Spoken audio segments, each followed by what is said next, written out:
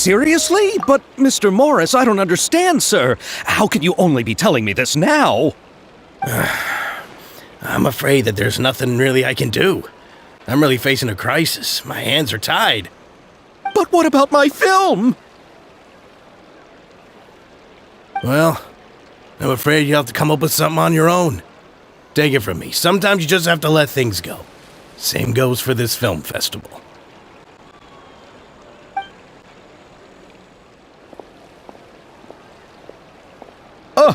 Oh. Hey, isn't that Xavier? So he's back in Fontaine now! Xavier! Oh, why, if it isn't the dear Traveler and Paimon. I really didn't expect to bump into you here at this time. Well, I was doing just fine until I received some terrible news just now. The investor I was working with for my upcoming film has fallen upon some hard times and is no longer able to provide the promised amount of funds. Can't you just find a different investor? Unfortunately, that's not how it works. We had signed an agreement specific to the Fontanalia Film Festival, stipulating that I cannot work with any other investors until the festival is finished. The Fontanalia Film Festival? What's that? Oh, is this your first time participating in Fontaine's Fontanalia Film Festival? Then allow me to fill you in. The Fontanalia Festival was established to commemorate the legendary Loch Knights, who went on a quest to search for the Oceanids, and eventually welcomed the Hydro Archonigeria. The holiday is deeply connected to the founding of Fontaine, as well as its unique laws and trials. It's one of the most important festivals for this nation.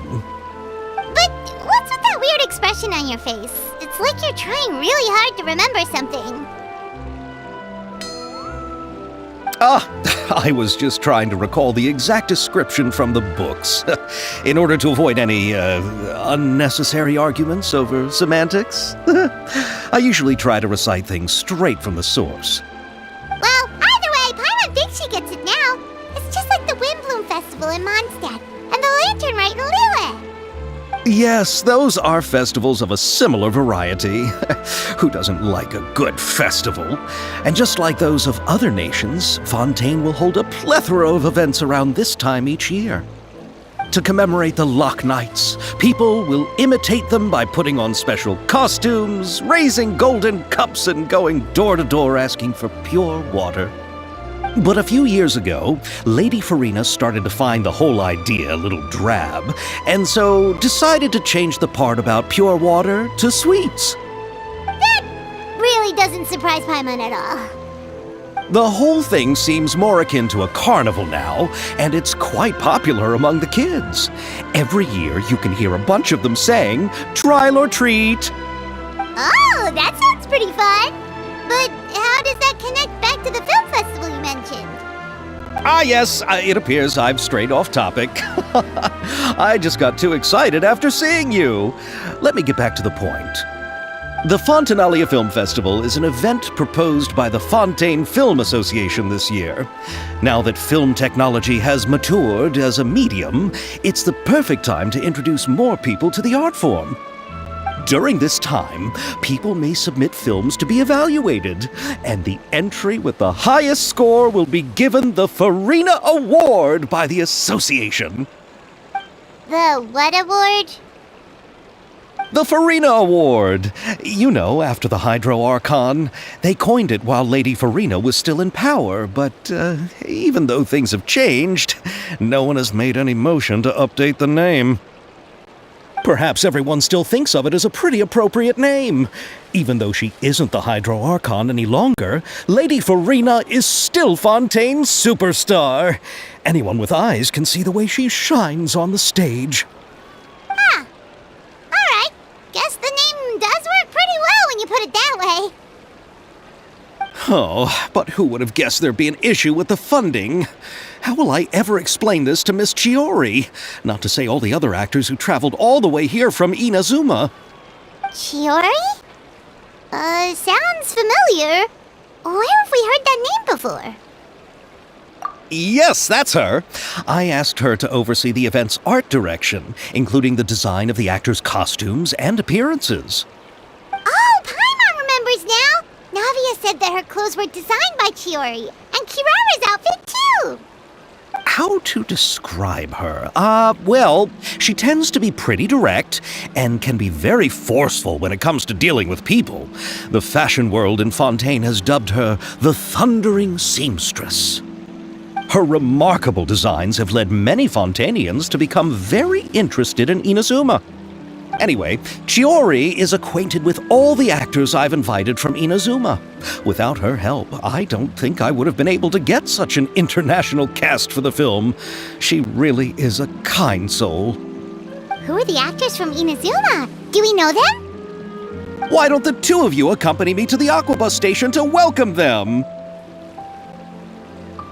Judging from the time, the Aquabus should be arriving shortly. Chiori will be waiting to meet me there as well.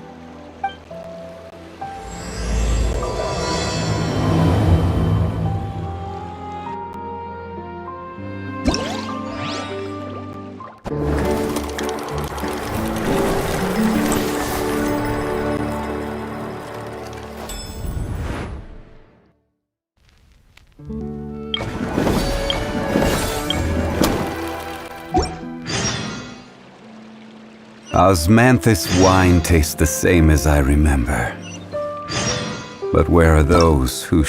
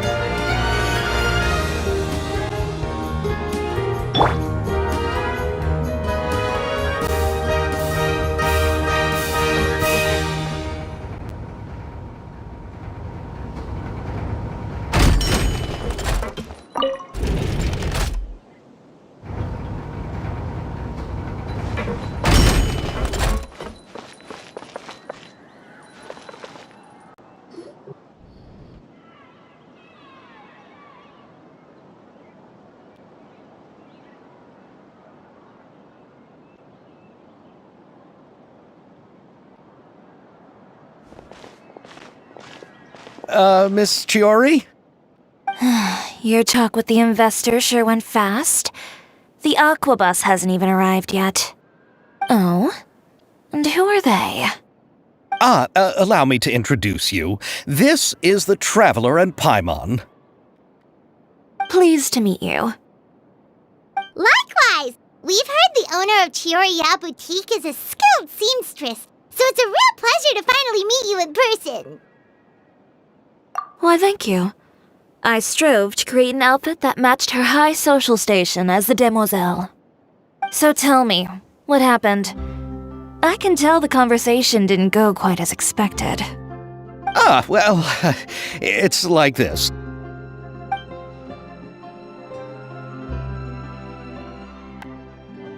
Ugh. I know, Chiori, you don't have to say it. You did remind me that this investor was a little bit sketchy. Yes, there's no doubt about that. But how could I pass it up? He offered me twice as much as the others. And therein lies the problem. Yes, but just put yourself in my shoes. After obtaining such an excellent script, it's only natural that I would want to make the most of the film. The budgets that the others had proposed were nowhere near enough. It's difficult to find someone willing to front such a large amount of mora, so... Don't be sad, Xavier. We might be able to help scrounge up some more together for you. Oh, thank you, Paimon. That means a lot to me. But the cost of the film is staggering. I'm afraid that any mora we can scrounge together in a short amount of time won't even be able to cover the actors' fees. We need to move on. What's happened has already happened, and there's no changing it. But now's not the time to give up. What? You're saying that you have a plan? No, that's not what I mean. I'm simply saying I wouldn't give up just yet. The actors I recommended aren't just after Mora after all.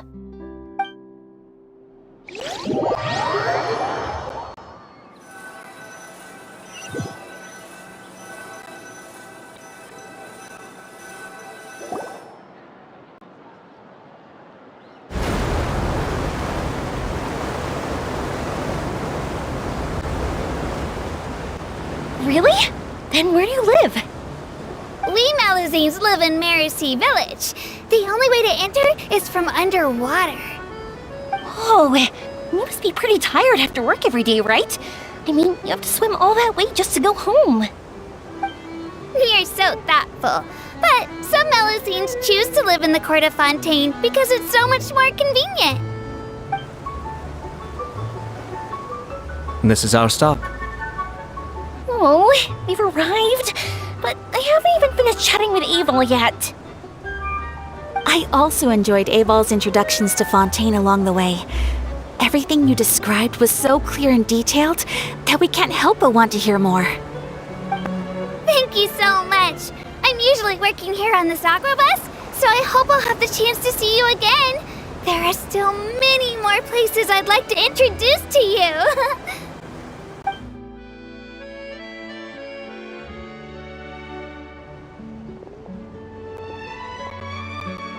Welcome to the court of Fontaine.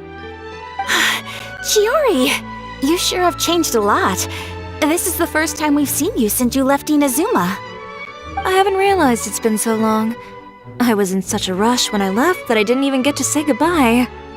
Thank you for extending the invitation, Mr. Xavier. I'm looking forward to a fruitful trip here in Fontaine. It's an honor to have the head of the Kamisato clan visit us. So they're who you meant when you said you had actors coming from Inazuma? Oh, it's the Traveler and Paimon.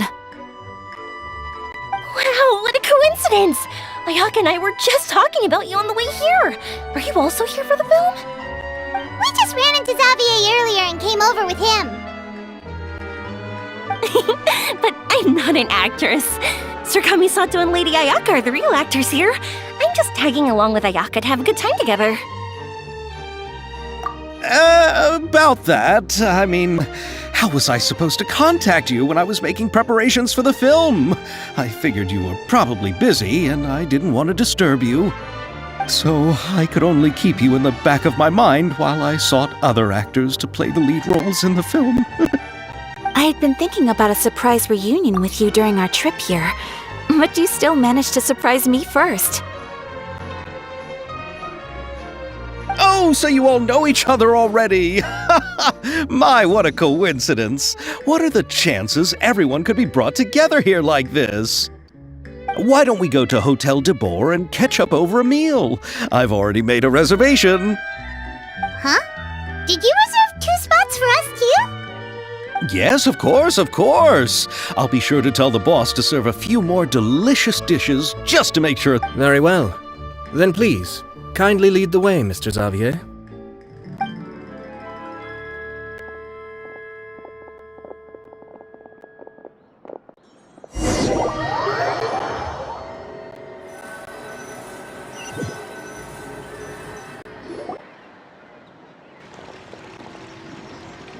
Wow, the buildings in Fontaine are so tall. Just look at how big they are. And there's the fountain that Aval mentioned earlier. It really is a magnificent sight. And look at that huge spinning sphere. Where does it get its power? Wait a sec! Could it be one of those clockwork mecha we've heard so much about?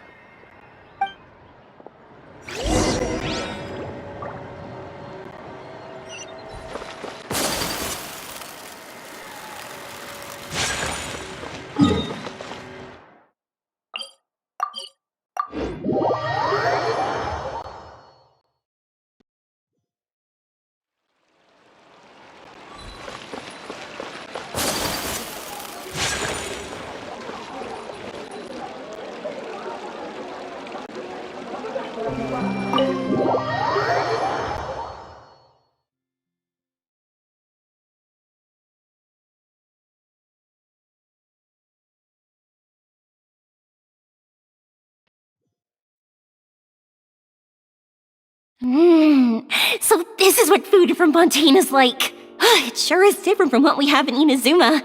How should I describe it? It seems like you have to go through a lot more steps to make them. And the flavor has many layers too. Yes. When I first went to Inazuma, I actually thought the food there tasted a little too bland.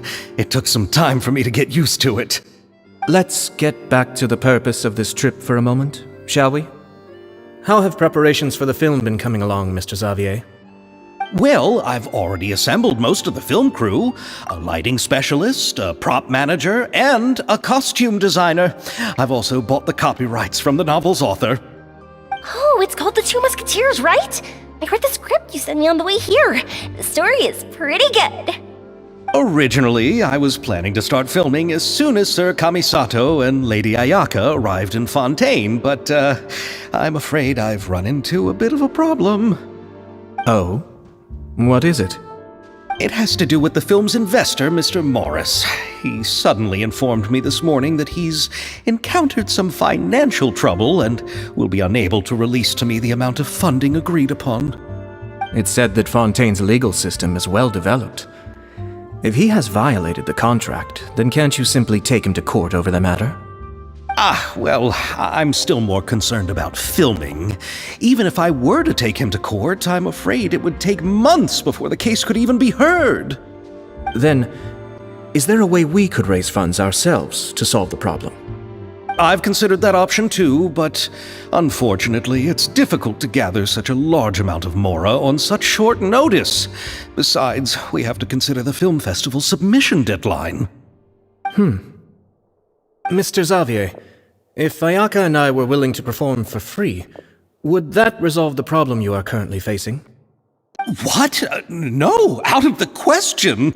To have you come all this way just to act for free? Oh, no, that won't do. There's no need to worry, Mr. Xavier. My brother and I had actually intended to work for free after receiving your invitation. Inazuma has only recently reopened its borders, and needs to strengthen its relations and cultural ties with other nations. We didn't have many collaboration projects with Fontaine in the past, so we hoped this trip would serve as a good start for the future. Indeed. You could say that's the real reason why the Yashiro Commission agreed to come to Fontaine. I understand, but having you two act for free just doesn't seem right. Not at all. While we're officially here to conduct a cultural survey of sorts, we must express our sincerity if we want to establish formal cultural ties with your nation. This film will serve as proof of friendly cooperation and cultural exchange between Inazuma and Fontaine. It's my hope that the film can be finished and released as smoothly as possible. If you still don't feel comfortable with this arrangement, I would also be more than happy to be introduced to some other renowned individuals in Fontaine's literary and artistic circles. All right, I'll do as you say. Thank you so much. I'll make sure to cobble together enough mora now, even if it means selling my house, my camera, and every single family heirloom. Come on now, no need to go that far. I'll also help you out as a brand sponsor. Me too! Even though I didn't bring much more to spend on this trip, it's still better than nothing. You are too kind, all of you. I really don't know how to... Ew. Alright, enough about that. Now that we have Xavier's savings, my support, and 2 leads who are willing to act for free, I think we will be able to make this happen. So, instead of Mora, you'll help with filming and production. Oh, but how can we help with that? We don't know much about making a film. Alright, pull yourself together, Xavier. Tell us if there are still any open positions left among the crew. All right. Let me think. We still need a camera operator, a clapper loader, and someone to manage logistics. I originally wanted to personally serve as director, but I've been too busy working as the producer. So the positions of director and director's assistant will also need to be filled. Paimon knows what the director and the logistics support person do, but what's a clapper loader? The clapper loader is responsible for using the clapper board to record and organize the information of each shot when the camera operator begins shooting. The work requires both patience and careful attention to detail. A clapper board? Oh, you mean the thing they hold that goes clap whenever they start filming? Yes, that's right. Are you interested in that job? For sure! Paimon's always wanted to try that! Alright, then you'll be our clapper loader. I can find someone from the store to help with logistics. What do you think, Xavier? Oh, fine by me. As for our camera operator, I was thinking of letting the Traveler take the role. Oh, he's great when it comes to using a camera. Paimon can't even count how many things we've taken photos of during our journey. Yes, that's also what I was thinking. I noticed the Traveler had an eye for photography and composition when we worked together previously. I'm sure that's due to the traveler's journey across Devat and all the places they've seen. After so many adventures, using a camera must be second nature by now. What do you say, Traveler? Are you interested in the job? Thank you. It really means a lot to me. Come on, friend. Let me give you a big warm hug. So all that's left for us to find is a director and an assistant. Oh, me! I want to be the director's assistant. All we need to do is help the director, right? I can handle that. All right, then all we need is a director. Oh, all the well-known directors in Fontaine are probably also busy working on their own films these days. I'm not sure who will have time to help. Oh, Farina helped out a theater troupe recently by serving as an artistic consultant. She could be a good director, right? Besides, it's not like she has anything else to do right now. Farina?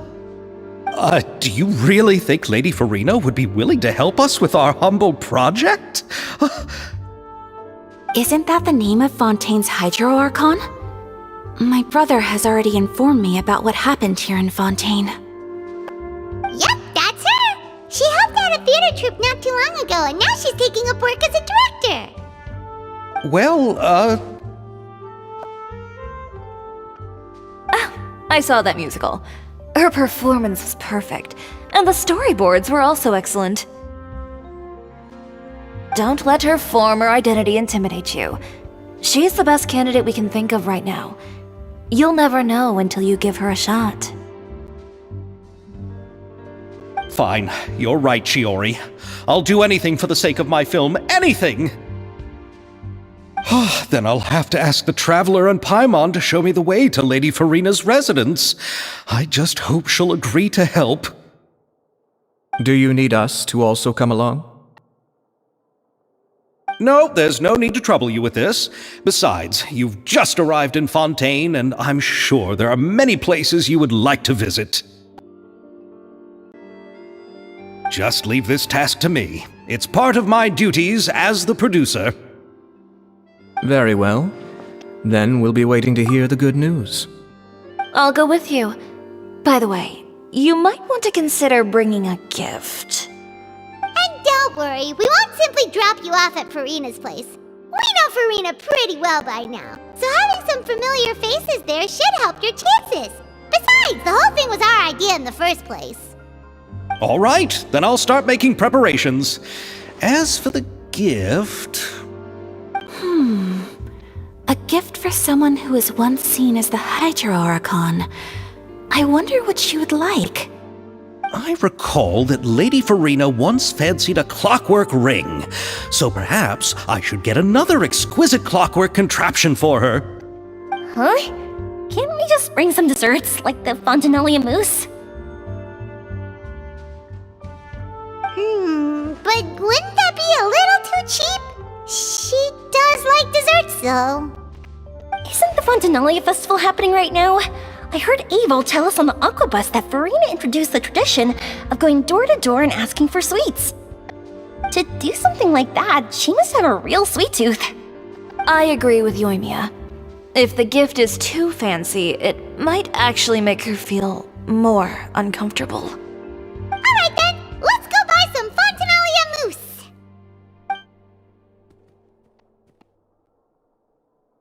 But will that really be enough? We'll be asking her to do a lot of work, you know. You're right. We need to further sweeten the deal. Huh? You want something even sweeter than Fontinalia mousse? Yes, we'll need a gift that's sweeter than any dessert in the world. But what could that be? Your words of praise.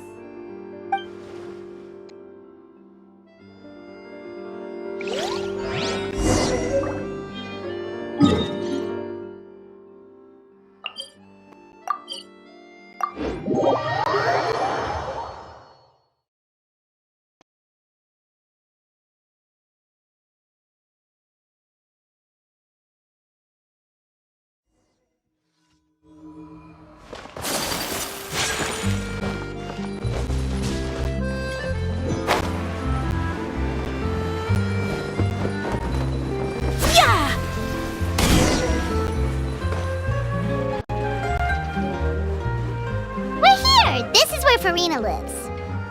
Okay, I'll go knock on the door.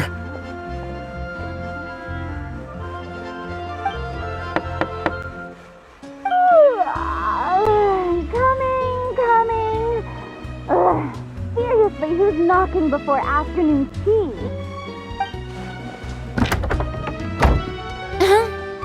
Who are you? Lady Farina, please allow me to introduce myself. I am Xavier, a film director. Hello. Oh, is that the traveler in Paimon I see behind you? And who's this? I'm Chiori. Ah, the one from Chioria Boutique. Hello. So, what are you all doing here? Do you need something?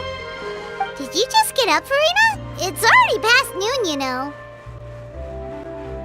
Huh?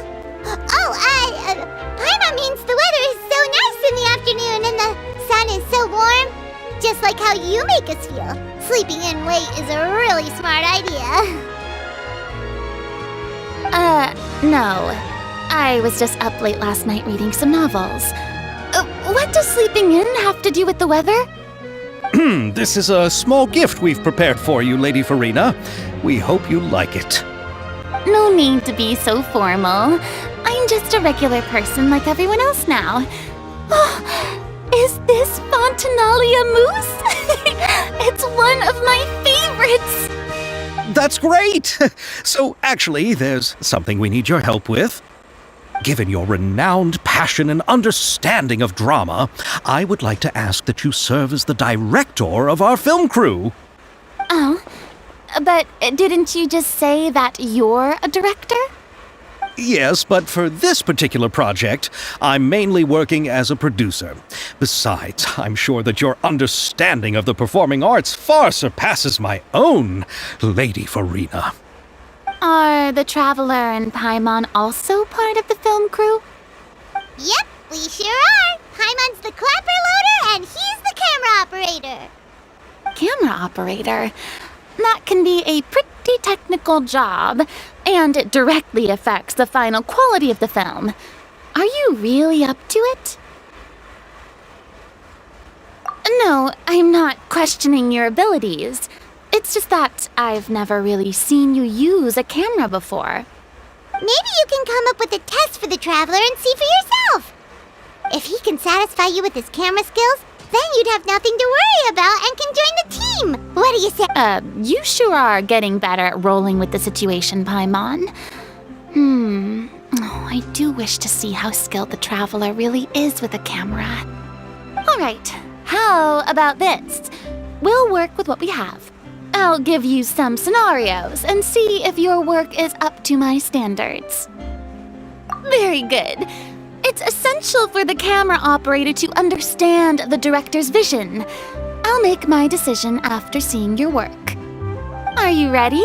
I have high standards, you know. Okay, grab the camera and I'll give you a scenario.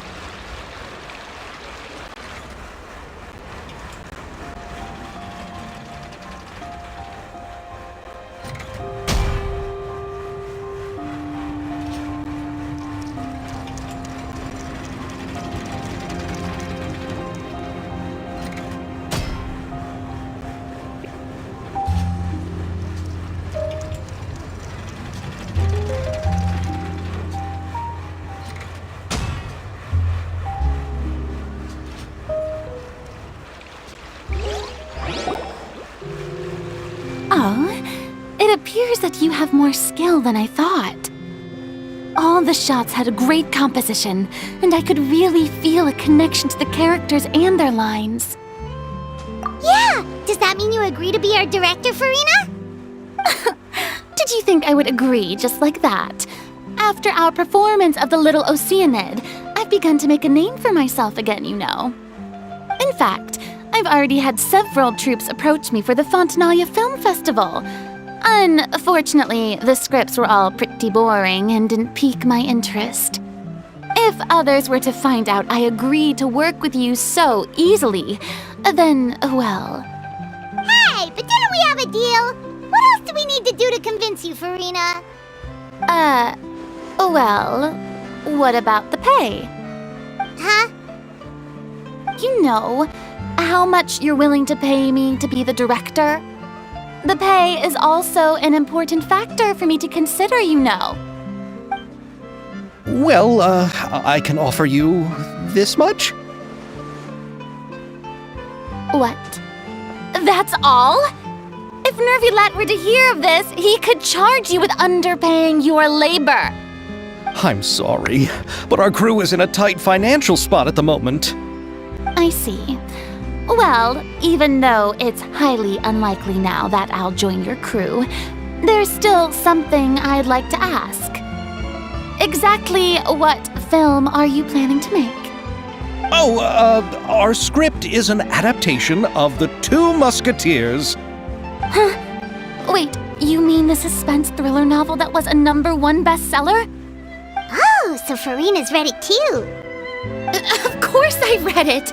I've always had a keen interest in artistic works that strike a chord with the populace. I see. It all makes sense now. You must have used most of the budget to pay for the copyright. Not really. The novel's author transferred the copyright to me practically for free once he heard that I wanted to make a film adaptation of the story. The lack of budget is due to another issue. He probably just wants to get his name out there. So, Mora isn't the most important thing to him right now. It reminds me of a delivery courier who wears one of my designs while traveling all across Teyvat. I didn't charge her much for the outfit either. The exposure she provides for my brand is well worth it. So, are you a big fan of this story, Farina? Well, it's alright. The pacing of the story is good, but the character relationships could use some work. When I was reading it before, I always felt like some things were left on a rather unsatisfactory note. I have high standards, you know.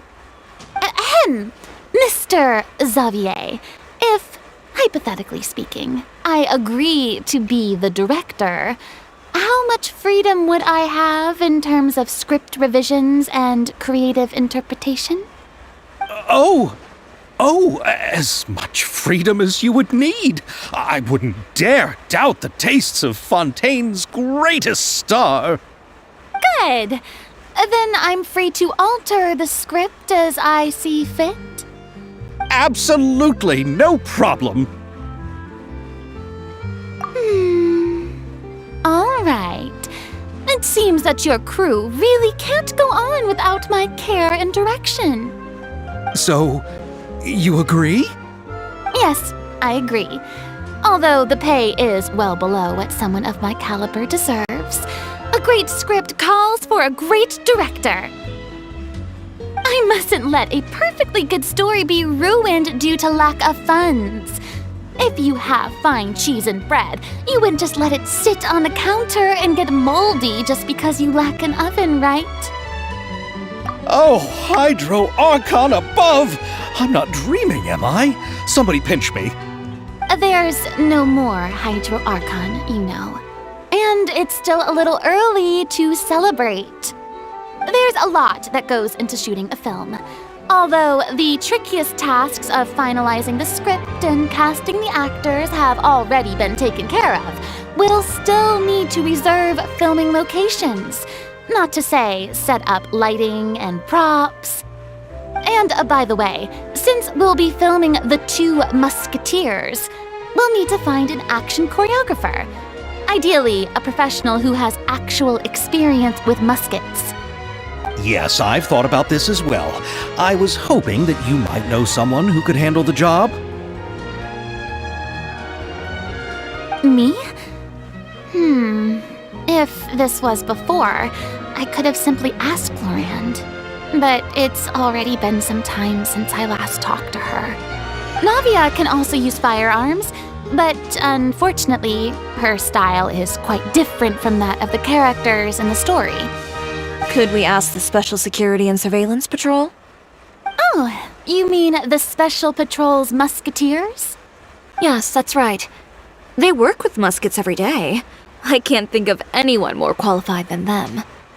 They would be under Nervilette's jurisdiction. Unfortunately, I don't have any connection with them at all. So, in the end, we still have to start by talking to Nervilette. No need to go to all that trouble. I know their Captain Chevres. Oh, you do? Wait, Chiori, how do you know the captain of the Special Patrol's musketeers? No particular reason. Running a business means dealing with some trouble from time to time, and she's helped me out on a few occasions. In return, I've helped her handle a few situations in which the Special Patrol couldn't get involved directly. So, we've gotten to know each other over time. So you're saying there's been times when the Special Patrol needed a fashion designer to handle a situation? Your work is becoming more and more mysterious. It'd be best to keep it that way. Anyway, enough about that. What do you all think about asking the captain to be our musket action choreographer? She sounds professional enough. She is a captain after all. I have no objections. But I imagine the Special Security and Surveillance Patrol must be busy with their duties. Do you think she'd really have time to help with shooting a film? And then there's the issue of pay. Well, it just so happens that she's also not the kind of person that's just after Mora. As for whether she has time, I'll have to go and ask her first. Then I'll leave that to you. Macaroni's on sale today, so I've got to go. You can just tell me how things went when we discuss tomorrow's plan later. No problem. Having Farina join feels like a big boost to our team! Of course. Just wait until the day of our premiere. You'll witness the true power of my name in these lands. You'll be so glad I agreed to help. I'll be sure to ask some people I know to see if they'd be willing to act as extras. Seems like you're finally getting more comfortable with your own reputation now. I didn't ask for the Clapper Loader's commentary, Paimon. Then let's get going. I happen to know where Chevres is today. By the way, I'm curious. If my pay is so low, then what about our two lead actors? Didn't they travel here all the way from Inazuma? Actually, they told us that they see the trip as part of a cultural exchange, so they didn't ask for any pay. What? So is every person in Tevat who doesn't want money gathered here to shoot this film? Don't tell me Chiori isn't being paid either. I already knew Xavier from before, and he's also agreed to give my brand some good exposure. It seems the gods have really smiled upon you, Xavier. And that certainly doesn't include me, mind you.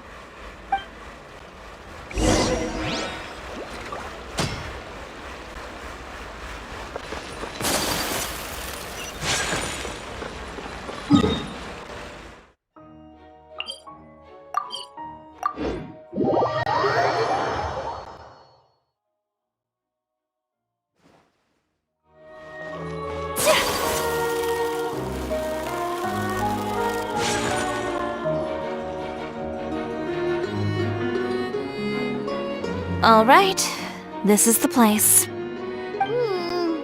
But where's the captain? There's hardly anyone around here. She's over there. The one with an eye patch reading in front of the newsstand. Oh, her! Paimon could tell there was something different about her. She seems kinda intimidating. Please wait here for a moment. I'll go fetch her. She's working now, so you might not want to get in her way. Working?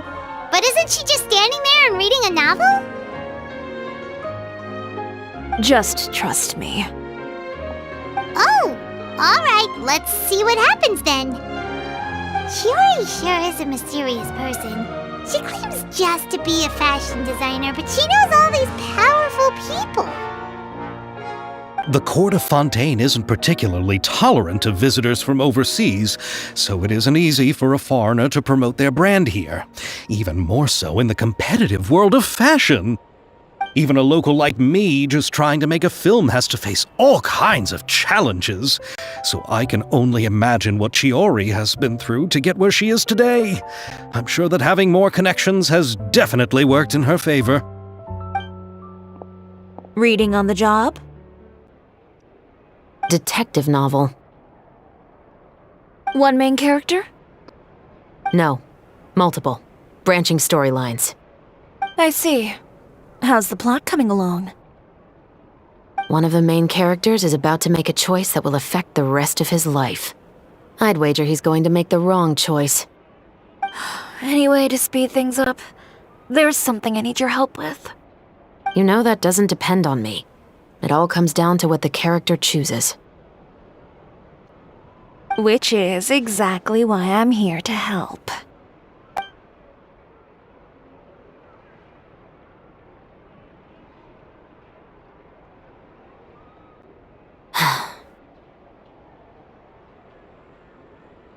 All right.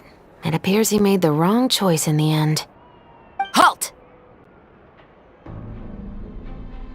Huh? What's going on? Hand over whatever you're holding. Oh, it's just a book. I didn't buy anything else. Then I'm sure you wouldn't mind letting me have a look. Excuse me, officer. I don't mind you standing around here, not purchasing anything, but I'd prefer if you didn't disturb my customers. It's bad for business, you know? Don't give me that act. You won't be able to get off so easily either. I am Shavras, captain of Fontaine's Special Security and Surveillance Patrol. I will say this one last time. Hand over whatever you're holding at once. And before you do anything unwise, let me remind you that I'll have you on the ground before you can even think about making a run for it. All right. I'll give it to you. But please let me say something first. If there's any contraband in that book, then the shopkeeper here is the one who slipped it in. I don't have anything to do with this. Why, you trying to leave me on the hook, huh? You were the one who said you wanted it. Save it for the interrogation room. Take them away, Letelier.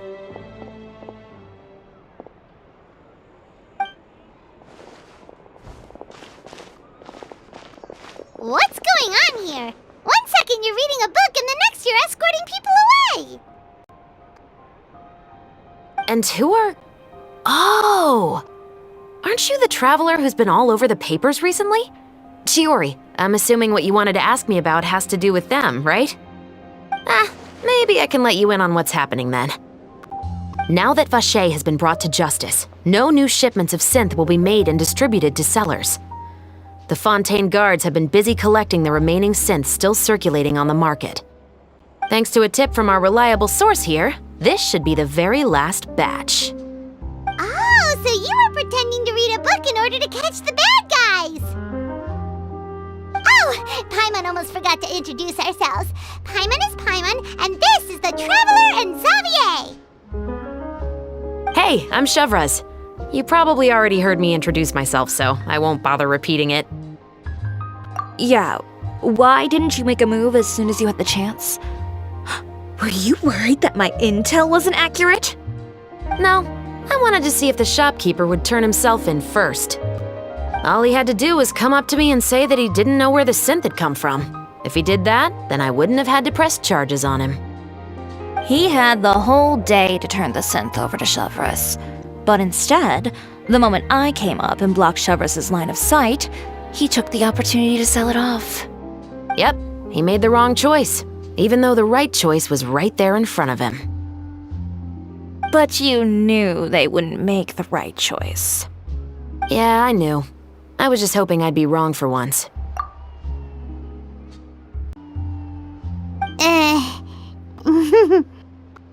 Enough about that, though. What did you want to ask me about? Oh, you see, it's like this.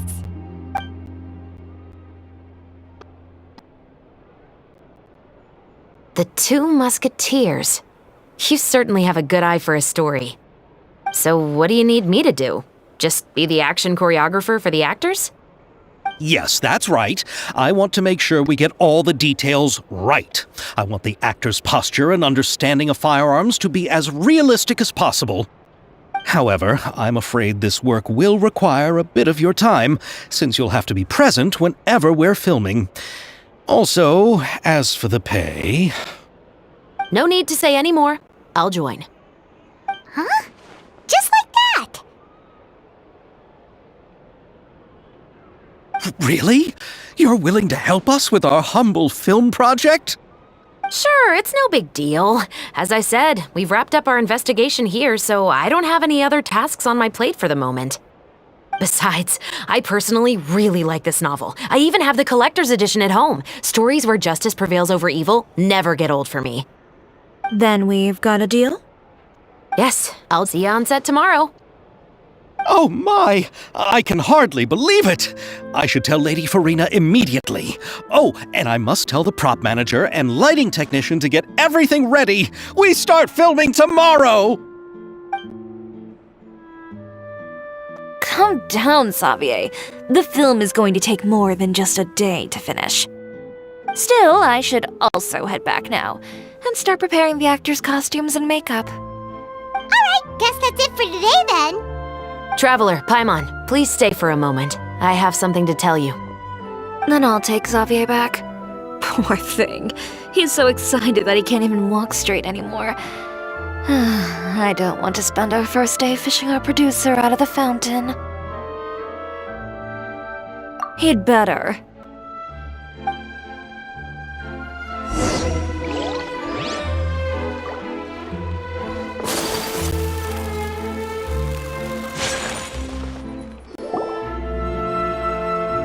So what did you want to tell us, Chevres? Have you read The Two Musketeers?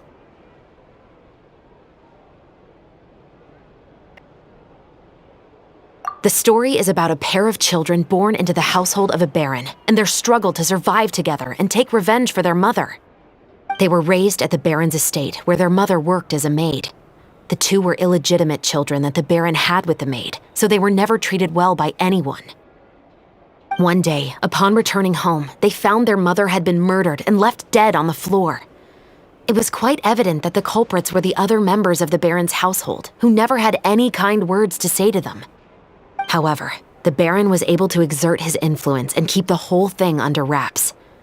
The mother's death was eventually deemed as a suicide, and there was no chance of bringing her murderers to justice. The two siblings decided to flee and someday avenge their mother. Many years later, members of the baron's family suddenly started turning up dead one after the other, all killed by gunshot. A rainbow rose was found on each of the victims' bodies, being the flower that the kid's mother liked best. The baron believed that the mother's soul had come to take vengeance on him, so he lived in fear each day. But it was actually those two siblings who had fled all those years ago. They relied on each other to survive and trained day and night, eventually becoming adept musketeers.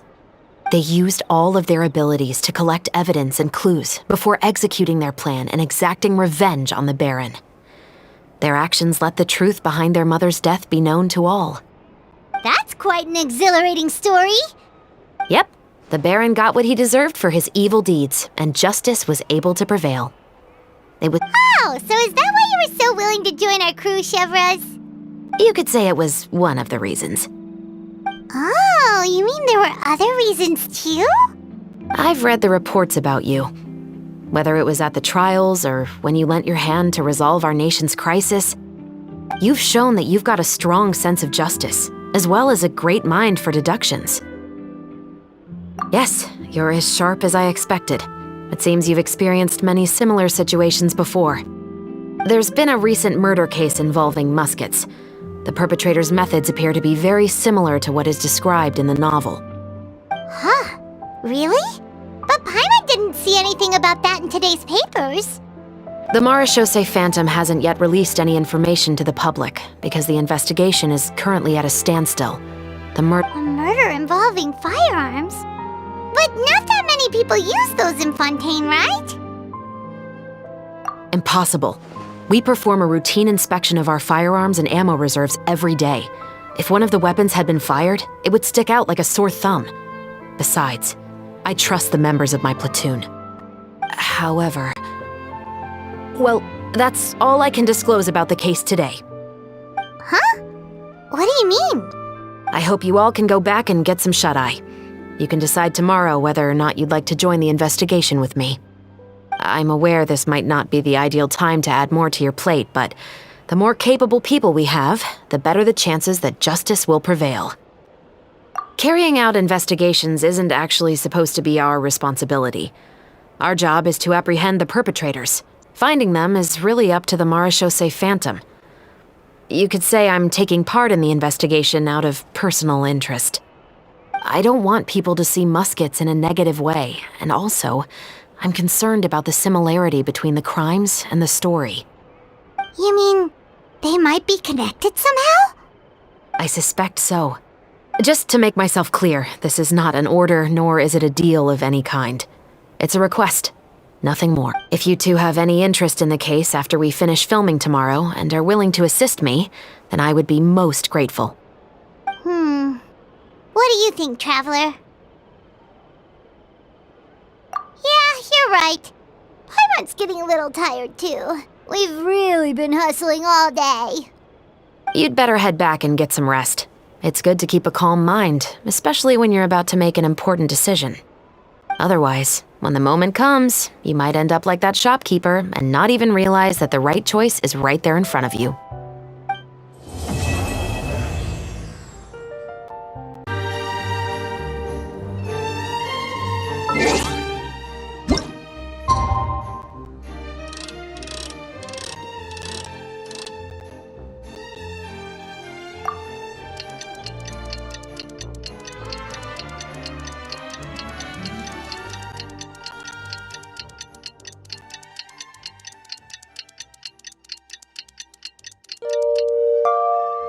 Every journey has its final day. Don't rush.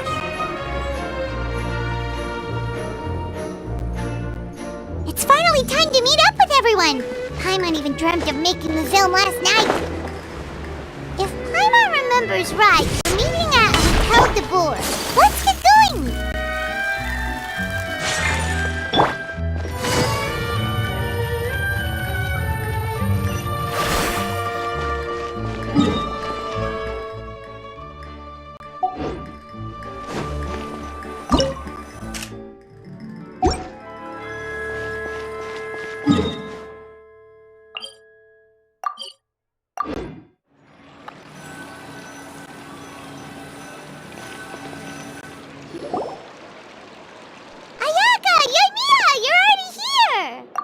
Good morning. Xavier said yesterday afternoon went well. Yeah, and how about you, Ayaka? What were you up to yesterday? After we split up, Ayato went to see Udex Nervillette at the Palais Mermonia. I was originally thinking of going with him, but he said he could manage it himself. He told me to go see the sights around Fontaine and to enjoy the local culture. So I rode the aquabus with Yoimiya and visited the opera house on Aranias Island. Yeah, you wouldn't believe what we saw there! 2 mechanical puppets that were dancing together! You've already seen them, right? Yeah, those two! Amazing, aren't they? We sat and watched for quite a while. It was mesmerizing, like we could keep watching them forever. Oh, it was the same for us the first time we saw them, too! Afterwards, we went swimming at the beach! Well, diving, to be exact. It was the first time I ever breathed underwater! I held Ayaka's hand and we counted down together. 3, 2, 1, and then splash! We were beneath the waves.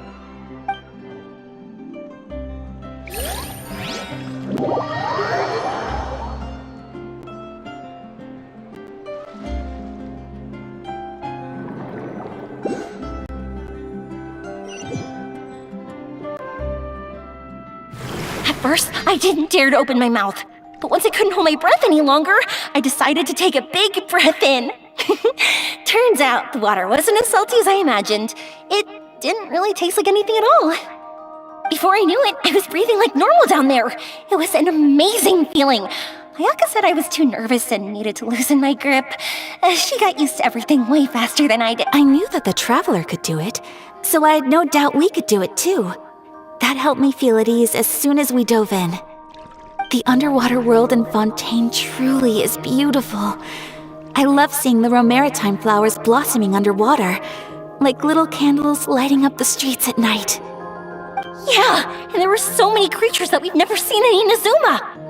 Like those fish that shimmer like a sword blade. Whoosh!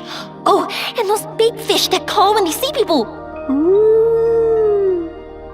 Oh, you mean hunters rays and blubber beasts. I just love the name Blubber Beast. Just wait till Pops and the others hear about this. They probably won't believe a word I say.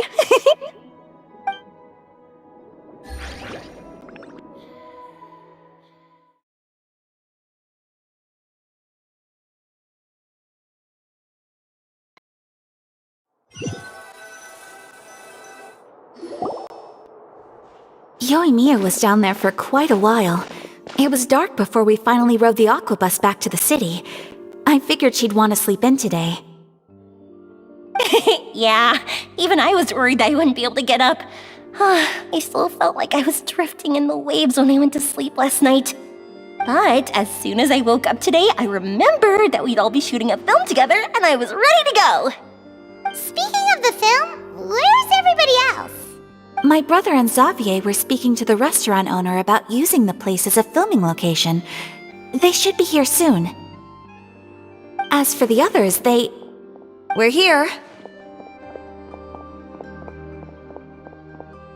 Please excuse my tardiness. I just finished the Special Patrol's 6-mile morning jog. Wait, 6 miles? I'm so tired. I heard you all chatting, so I decided to come down. I sure could use some of that endless energy everyone else has. Good morning, everyone. Morning. Can someone fetch me a cup of coffee? More milk, hold the sugar. Sure, I'd be happy to do that for you. No, you can't go anywhere. Please, have a seat over here so I can get started on your makeup. The last thing I want is coffee stains on my costumes. I can get the coffee. It's the perfect job for an assistant.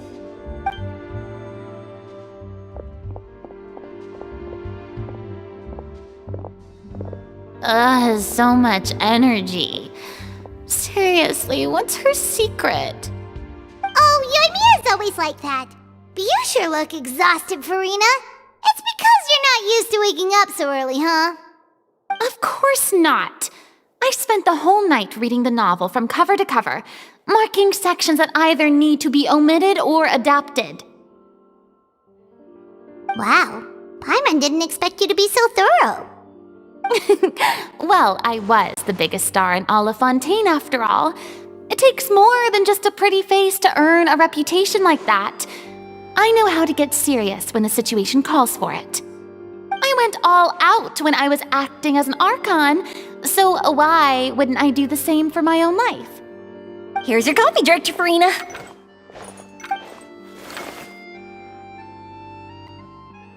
Oh, thank you.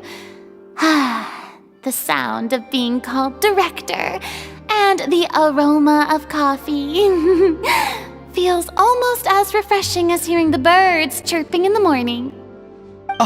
It seems everyone has managed to arrive on time. We've reached an agreement with the restaurant owner. We are free to use the second floor to shoot our film. Really? That's great! He is really looking forward to our film and hopes that providing his restaurant as a filming location will attract more customers. Well then, Mr. Xavier, I'll leave the rest to you. Okay, thanks. First, I'd like to introduce our new members. This is our prop manager, Veronique. She'll be in charge of all the film's props and items. And this is Bonneau, our lighting technician. He'll be in charge of lighting and illumination to set up each scene's atmosphere. Wow. Sure feels like we have some real professionals joining the crew now. First of all, please allow me to first express my sincerest gratitude to everyone in the crew. When my investor informed me yesterday that he wouldn't be able to provide the funds, I really thought that this was the nail in the coffin for this film. I had no idea that I'd find so many people willing to help me on such short notice.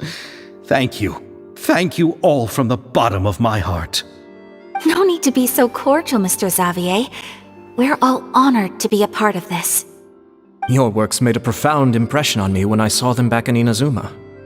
I am sure that someday, this film will be remembered as a prime example of cultural exchange between Fontaine and Inazuma. Yes, the story is the reason I agreed to join. I can't bear to even imagine what this film would look like without the very best director. Anyway, I would like to make a promise to everyone that as the producer of this film, I'll do whatever I can to ensure that everything goes as smoothly as possible. This is not just my film. It also embodies the thoughts and feelings of every person here, as well as the endless effort we are about to pour into it.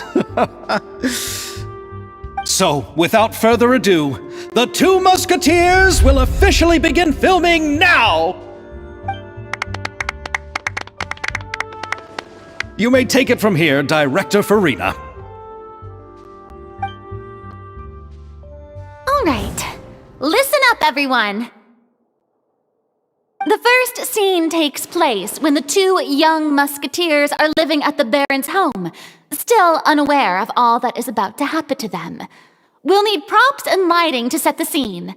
Our lead actors can go get their makeup done, and extras, please take this time to go over your positions. Whoa. Seems Farina's really kicking things into gear as the director. Is everyone clear? I don't want anyone traipsing around the set like umbrella finches. All right, cameras will start rolling as soon as the set is ready. Let's make a film that'll make some serious waves in Fontaine. Not the kind of waves that drown people. I mean, the good kind of waves. Seems like she's still a bit traumatized by that. Anyway, let's go see if there's anything we can do to help.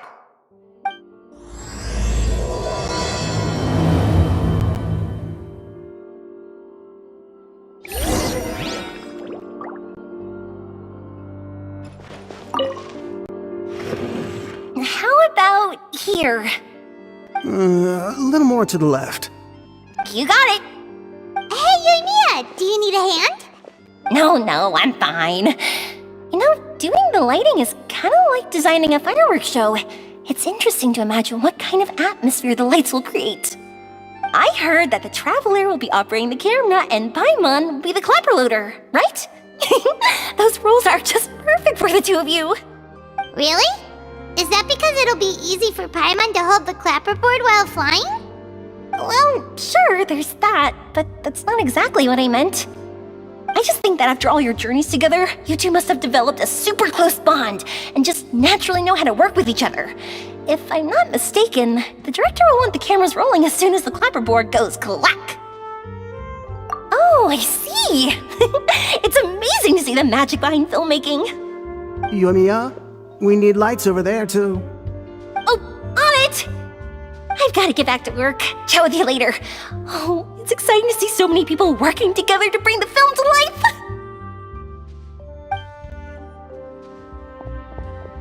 Seems like Yoimiya's really getting into it. But she was right. We do have a super close bond, don't we?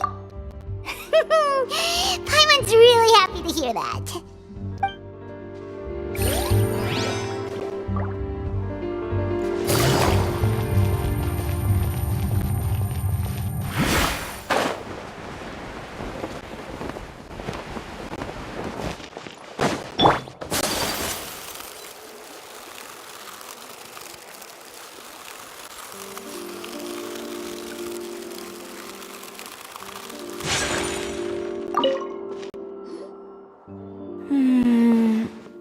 Ayaka has mentioned you to me before. She said that you two were great friends when you were kids. No talking. I'm thinking about how to do your eyeshadow. Ah, yes. To help me really look the part. To achieve a more young and naive look for this scene. Are you saying the wrinkles around my eyes are too deep?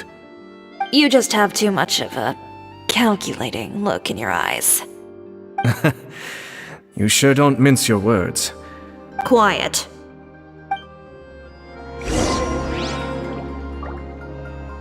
Whirling snow! So, this is a real musket? No, it's just a prop weapon. Not bad. Have you seen a real musket before? Only in books and newspapers. I made this one based on the relative shape and proportions I saw in reference images. When we're filming, some special gunpowder will be applied around the muzzle, which will help create the flash and smoke effects of a real gun being fired. Which means it'll be up to the actors to portray the recoil. That's right. The sound effects for gunshots will also be added in post-production. Thank you, Veronique. I think I know where to start now. However, the musket's gears and firing pin could still use some work. Adding some wear on the metallic components will make them appear more realistic. Also, be sure to rub the muskets with some oil each time before we start shooting. That'll give the impression that the firearms have been well maintained. Good point. You seem to know a lot, Miss Chevres. I assume you use these types of firearms on a regular basis? Yes, I perform routine maintenance on my weapons every day. Just like we as people need to eat and sleep, muskets need to be cleaned and maintained. I also perform similar care for my sword every day, and familiarize myself with its shape and weight, to the point where it feels like a natural extension of my body. Yes, this way, our weapons will never betray us in the heat of battle. Yes, well said. It seems we have the same philosophy on this topic. Oh, sounds like they found a common interest to talk about. Though these props differ from the muskets I use, I can still give you some pointers. Good. I look forward to your instruction. First and foremost, never point the weapon at anyone, regardless of whether it's a real or prop weapon or whether you're holding it or it's on the table. This holds for any time when you're not actively engaging an enemy. Okay, understood. When aiming the musket, extend your arm so that it's level with your shoulder and use your eye to look down the weapon's sights. Like this? Not bad. Now, try saying your lines. This is the end of the road for you. Good. Now turn your body a little. That way, you'll give your enemy less of a target to work with. And relax your shoulders. Here, allow me to demonstrate. This is the end of the road for you. Huh. Excuse me, Miss Chiori. Director Farina, there's something I wish to discuss with you. Oh? What is it? Like this? Yes, much better. What do you think? I do see your point. But are you sure you wish to do this? I believe it would be most fitting. Well, if you insist. All right, I understand. Miss Ayaka, Miss Chevres, could the two of you please come over here? Huh? What's going on? Are we gonna start filming now? Let's go see. What is it? I have a question for you, Miss Chevres. Would you be willing to play the role of a musketeer? What? To clarify, I would like to turn over my role to Miss Chevres. But brother... Don't worry, Ayaka. I actually view this as a good thing. I was becoming troubled trying to set aside some time to speak to the staff at the Palais Mermonia. I would like to have some conversations about the cultural exchange between our two countries, and I've heard that the bureaucratic process here can get rather complicated. Now, I will be able to focus on my work. Besides, you also know that I'm not really one for public performances. Are you really sure? From a director's point of view, I also felt like the relationship between the two musketeers in the original story could be improved. The older brother in the story plays the lead role with his overbearing character, but this causes his character to overshadow that of his sister, and the theme of the two supporting and relying on each other isn't conveyed very well.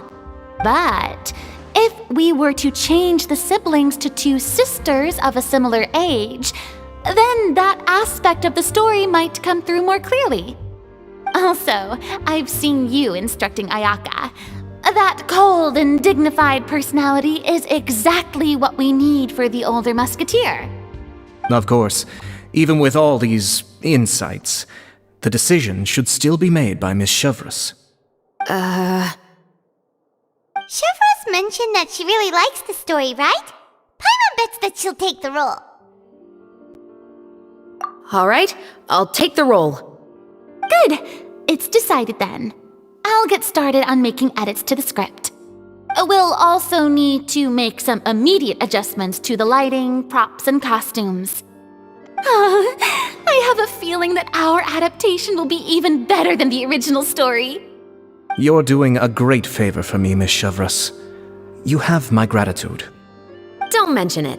I like this character, so if anything, I should be the one thanking you. Well, since my brother is the one who brought up the idea, I suppose there's no need to worry. Let's go, Miss Chevreuse. I look forward to working with you. Please, just call me Chevreuse.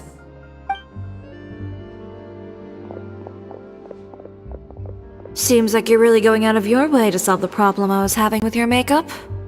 Surely you jest, Chiori. I assure you that I was mostly motivated by a desire to spend more time on formal business. Oh, come on. You really think I'd buy that?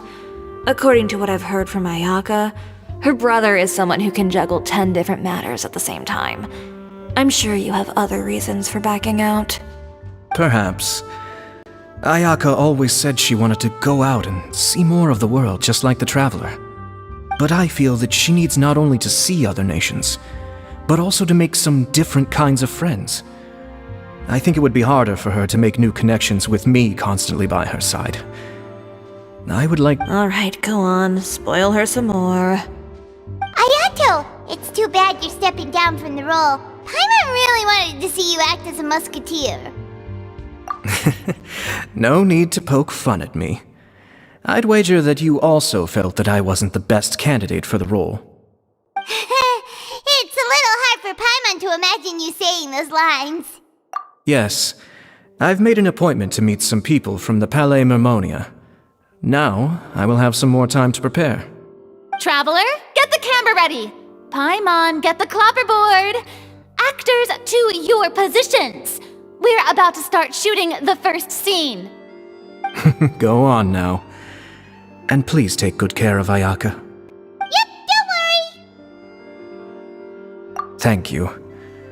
I look forward to seeing the film when it's finished.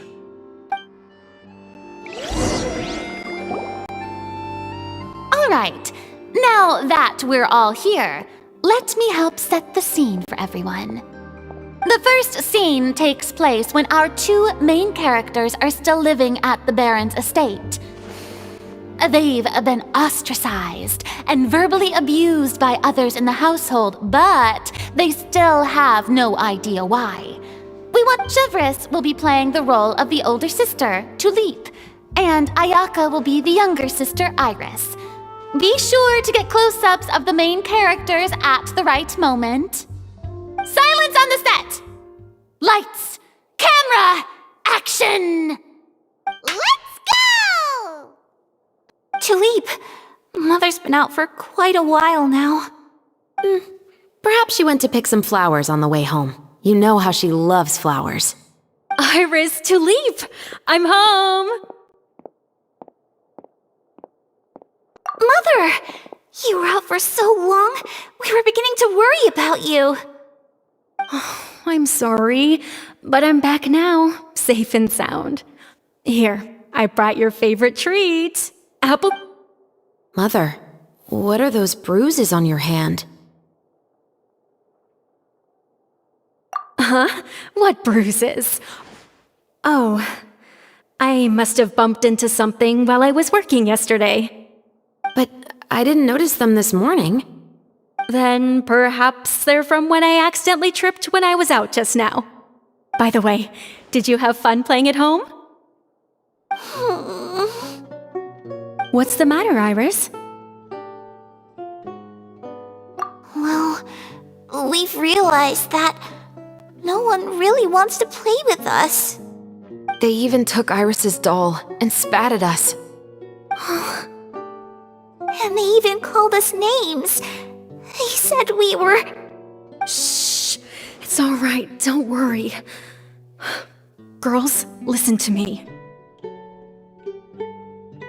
It doesn't matter what anyone says. Don't listen to them. No one can define you with such words. You both have wonderful lives ahead of you. Just like your names. You will both blossom like beautiful flowers. Maybe your time to blossom hasn't quite come yet, but one day, you two will bloom more beautifully than anything else. Don't let the soil you're in now ruin your future beauty. Understand? My dear daughters. And cut! Not bad. The actor's emotions were all on point. Let's keep that take. Also, if our clapper loader could avoid shouting at the start of the scene next time. Oh, got it. Great. I was a little worried that my nerves would get the better of me. What about you, Chevros? I felt fine. The lines weren't too difficult at all. Seems like Farina must have adapted the role nicely.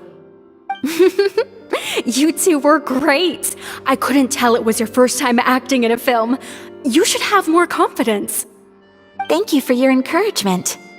Positions, everyone! We'll move on to the next scene after we try a few more camera angles.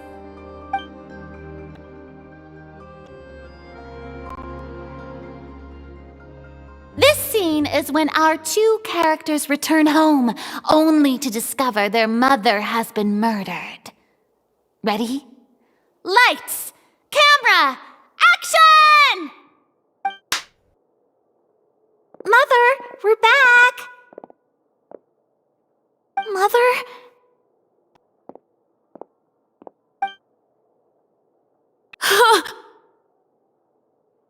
What's wrong, Tulip?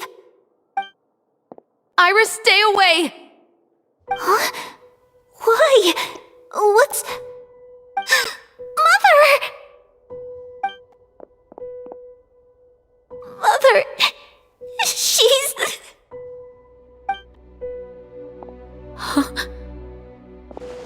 There's poison in this cup. Huh?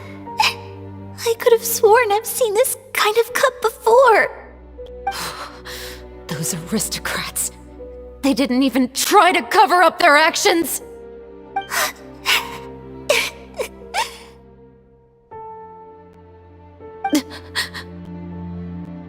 Iris, we need to leave this place. Leave? But now that Mother is gone, where can we even go? Anywhere. All I know is that we can't stay in this house. But are we just going to let them get away with this? We'll have our revenge, I promise you. Just not right now.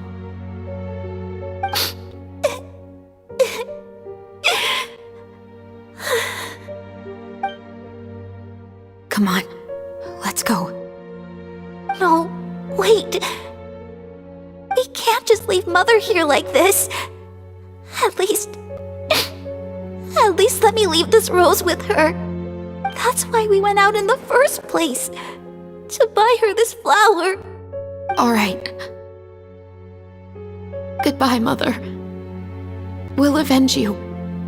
And cut! Beautiful! Great performance! Oh my, you're so amazing, Ayaka! And were those real tears I saw? How did you do it? I was surprised too. Thank you for the kind compliments. Actually, as soon as Director Farina said action, I told myself not to think about anything. I just felt the weight of the moment and became the character. It's quite similar to practicing the art of the sword. You clear your mind and focus only on what's happening in front of you. Ayaka's performance was amazing. Have I discovered an acting prodigy? Pipe down, everyone! We need to move on to the next scene!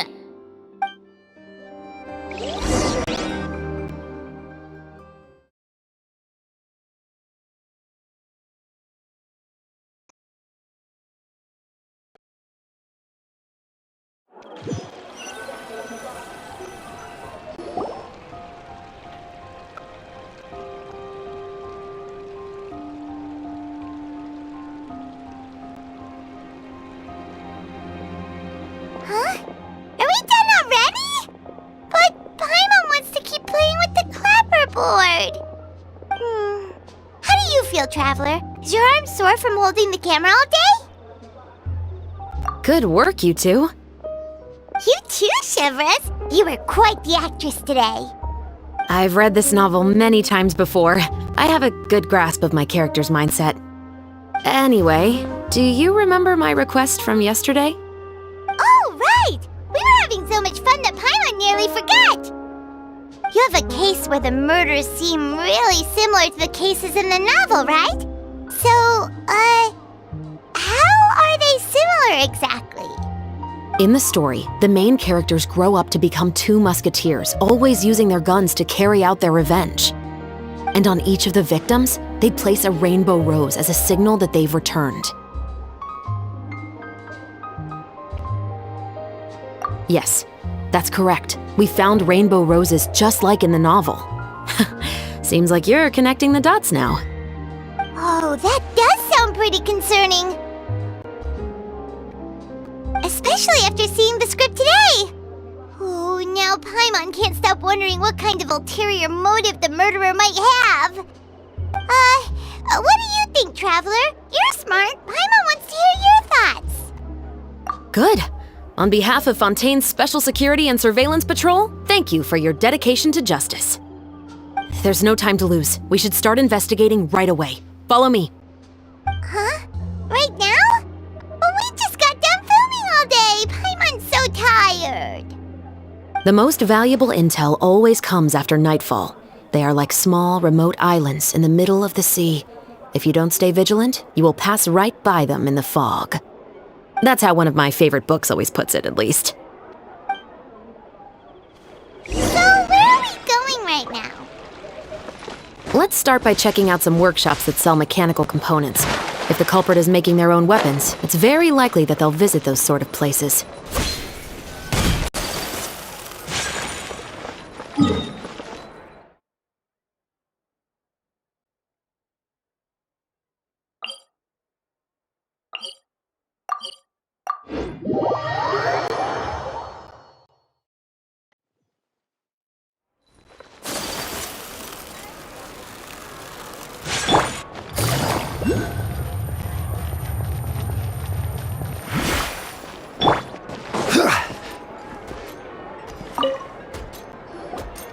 Welcome to Le Show's Clockwork Workshop. How can I help you? Hello. I'd like to know if anyone has purchased some special components lately. Special components? Sorry, could you be more specific? I mean the kind of components that aren't typically used for clockwork toys, but for firearms. Huh? For firearms? No, we don't sell those sort of things here. Don't misunderstand. I'm not here to cause any trouble. We are merely investigating a case, and we're hoping that you could cooperate. Well, to be completely honest, I'm not even sure what kind of components that would entail. Has anyone ever purchased components here as an individual rather than on behalf of an organization? We have a lot of customers who buy toys, but those who buy components are all regular customers who buy in bulk on behalf of their organization. Is that so? I understand. Thank you for your cooperation. You're welcome. It's the least I can do.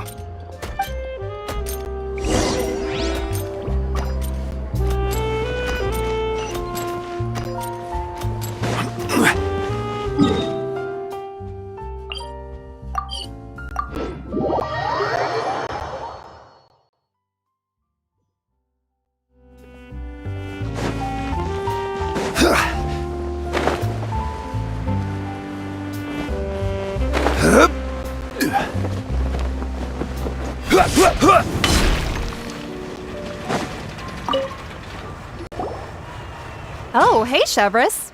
Run out of oil for your musket again? Hello, Estelle. I want to know if anyone has come to your shop recently to order some firearm components. Oh, is this another case? Let me think. I don't think so. Some people have requested that I make some prop guns for the Fontanalia Film Festival, but I refused all of those requests. Oh? Why's that? Because there's no profit! I only make things here that can do some real heavy lifting. I don't have the energy to make some new molds just for the festival. Then has anybody come specifically looking for mechanical components? Well, I usually sell off my scrap to the Fleuve Cendre. I don't typically give them to one specific person. I understand. Thanks for your cooperation. Don't mention it. Always happy to have the Musketeers' patronage. Seems like we haven't found any leads to go off yet. Yeah, unfortunately. Alright, let's head to Fleuve Cendre next. Huh? Are you sure? People might not be so thrilled to see the captain of the special patrol there. You think so, huh? Then I guess you don't know. Huh? Know what? That I grew up in Fleuve Cendre.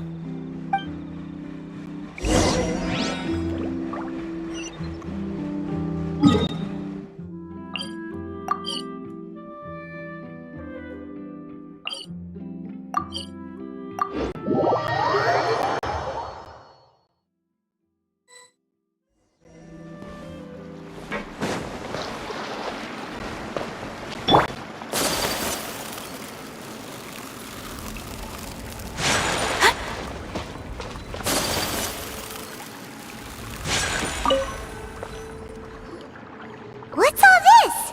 Some broken planks and barrels as well? Yes, but have a closer look, Paimon. Even though somebody has purposefully tried to clean them up, these are obviously marks from musket bullets. In other words, someone was here trying to improve their shot. They were using the barrels and bottles for target practice. Could it have been the killer? Your guess is as good as mine. Although many people at Fleuve Cendre own guns, few hide the fact from others. And even fewer would go to such lengths to hide markings from practice shots. Anyway, let's go. There might be more to this.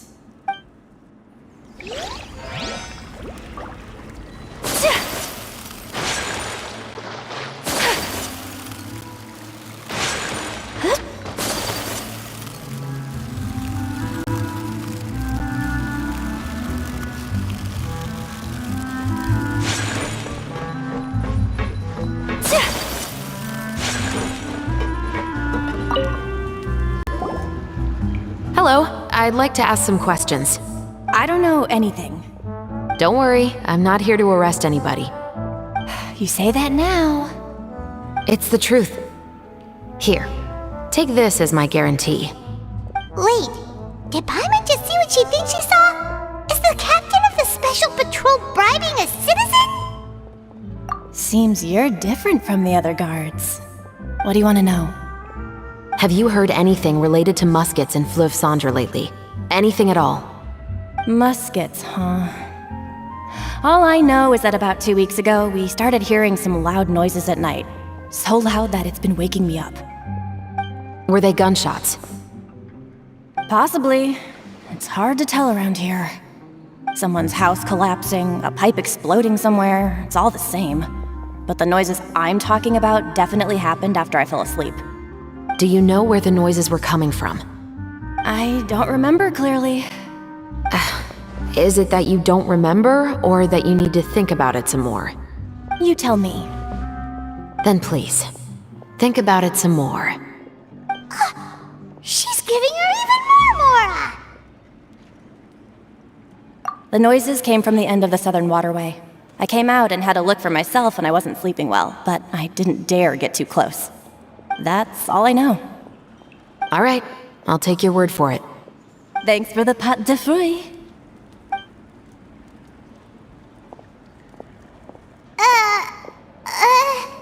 no need to be surprised.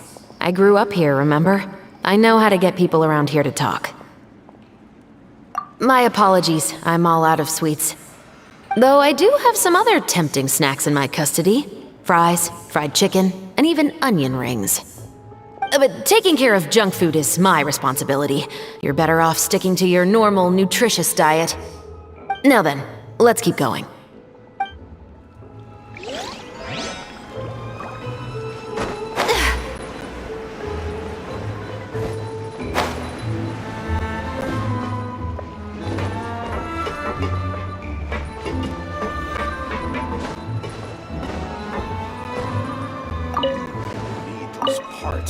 What's taking him so long? It's been a while, Tetro. Please, just get on with your request. I want to know if you've heard anybody talking about muskets lately. Information isn't free, you know. I've heard that bandits have been extremely active in the countryside recently, and they've been affecting the delivery of goods to Poisson. I can allocate some more manpower to help out with that problem. What do you say? You're still as helpful as ever. One of our men got drunk at dinner about a month ago and lost his gun. 3 days later, it turned up in the corner here. What's weird about that? He just forgot where he put it, right? This is Fleuve Cendre, my friend. Anything of value left in the tavern won't ever make it to the next day. But that gun turned out to be an exception. It didn't get any new wear and tear on it, and didn't even appear to have been fired. We were quite mystified as to what could have happened. I suspect it came back because the weapon was already known to the guards. You mean, a criminal was afraid the Marechaussee Phantom would use the shot marks to track them down? Maybe. But if that's the case, the culprit really took great care to avoid getting caught. I didn't say anything about a criminal. In Fleuve Cendre, knowing who was killed is as easy as knowing what clothes you're wearing today. It's the guy living in the east side, isn't it? I've never liked him. Every time he's here, he just orders a drink and sits there with a nasty look in his eyes. So, who was the one who lost the gun in the first place? Don't bother. Even if you ask, he wouldn't admit to owning a gun to some strangers. Not to mention the captain of the Special Security and Surveillance Patrol. He's right. I know you grew up here, Chevres. Even though you're on good terms with the Spina, you've still been gone too long. Not many people know you here now, and a lot of people don't like the Special Patrol. I know. So take my advice and don't show your face too much around here. It's for your own safety. I'll come and go as I please, and I'm afraid I'll be appearing more often due to my work. All right. Don't say I didn't warn you.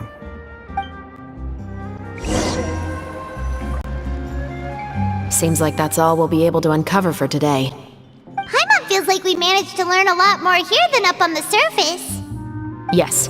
Assuming that everything we found is indeed connected to our suspect, then their timeline was probably something like this. A month ago, our suspect found a gun and took it home to disassemble it. Once he'd figured out its mechanics, he brought it back. In the following weeks, he used some parts to create his own makeshift musket and took it to the Fleuve Cendre for target practice. Then, a few days ago, he found his target and carried out the murder. Once the deed was done, he left a rainbow rose on the body, just like the scene in the novel. That all makes sense to Paimon, but we're still no closer to figuring out the killer's identity. The deceased was a resident of Fleuve Cendre. It's said that he was a poor, solitary man. Yeah, that's also something I'm trying to figure out. If we are indeed following the novel, and there's a story behind the murder, then this murder should be an act of vengeance. But according to our investigation, the deceased didn't have any enemies. He was no saint, but no one's heard of a rival who hated him enough to shoot him dead, much less care to leave a rose on his body. What message is the killer trying to convey, and to whom exactly? We've thoroughly investigated that possibility. He claims to have spent the whole day at the Opera House on the day of the murder, and the staff there have confirmed his account. Okay, so he has an alibi. Not only that, he lacks a credible motive as well. He has a family of his own, and both of his parents are still alive. I've looked into his records. He was adopted at the age of 6, and all the proper procedures were followed. There are also records of him at an orphanage before then. In the story, the mother of the 2 musketeers was murdered after the children turned 10. Of course, he could have changed the children's ages, but I don't want to assume anything without evidence. More importantly, I've also had a chat with him in person. He didn't seem like the kind of person who would pull the trigger to kill a man. Then, what should we do now? We have all this new information, but it doesn't help us move forward. Investigations take time. I didn't expect us to catch the culprit in just a single day. How about this? Let's spend the next few days filming with the crew. We can continue the investigation once we're done with the film. I'm sure that given time, new leads will present themselves. Wait, but weren't you saying Intel is like small, remote islands in the middle of the sea just a moment ago? Wouldn't you just miss them if you were to stop looking? Ah, but the book had more than one reference to the islands, Paimon. Oh? What else did it say then? As long as you spend enough time sailing through the fog, you'll eventually come across an island.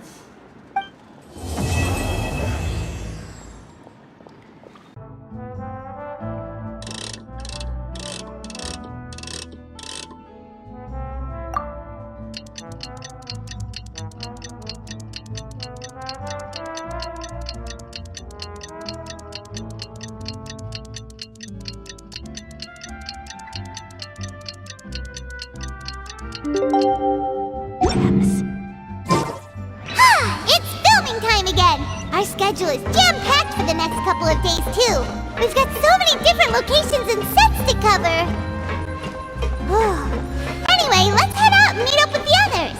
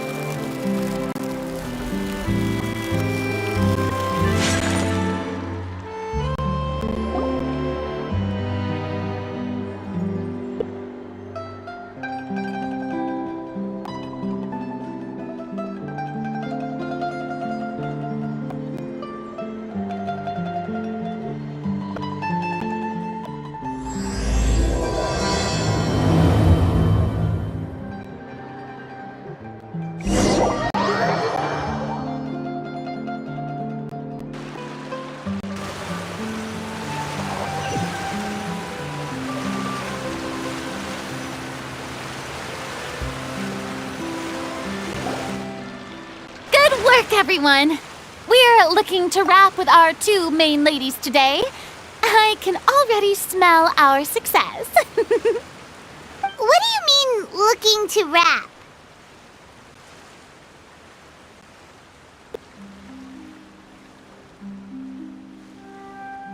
Oh, aren't you the expert now? This upcoming scene is the 2 musketeers' final confrontation with the Baron. There will be quite a bit of action, but no choreography beyond what we've already rehearsed. Anyway, get ready. Lights, camera, action! The view is beautiful tonight. It reminds me of that fateful night 10 years ago. And now that I've said it, I can even make out the faint fragrance of herbal tea in the air. Enough, villain! It's time that you pay for the death of our mother! My dear Iris, have you forgotten your manners? How can you speak like this to your own father? I'd sooner swallow all of my teeth than call you father. What did I expect? Seems the daughters have turned out to be just as obstinate as their foolish mother. In this world, Mora and status is everything. She thought she could blackmail me using her children and force me to grant her recognition and concessions? Ah, how naive can a woman be? Mother never asked a single thing of you. All she wished was for us to live a peaceful life, just like the others! It was you who personally brewed the poison of prejudice and sent Mother to her death. Compared to that deadly poison, the 2 bullets that will soon pierce through your heart will be like sweet mercy! And that's exactly why I said you're just as naive as her. Did you really think 2 muskets would be enough to defeat me? So let's see. What is stronger? Mora and power, or the 2 muskets in your hands? Get them! Tulip! There are too many of them! It'll be okay. We'll cover each other, Iris. And Mother will be watching over us, too.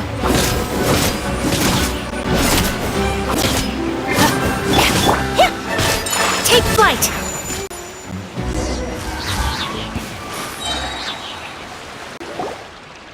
You've lost.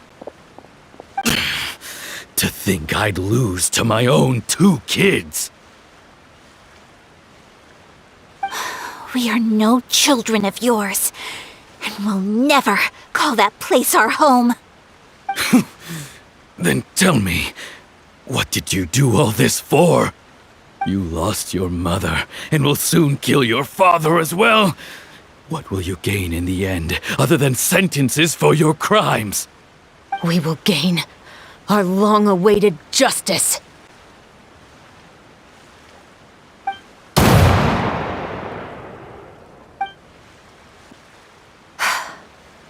It's over. Finally, it's over.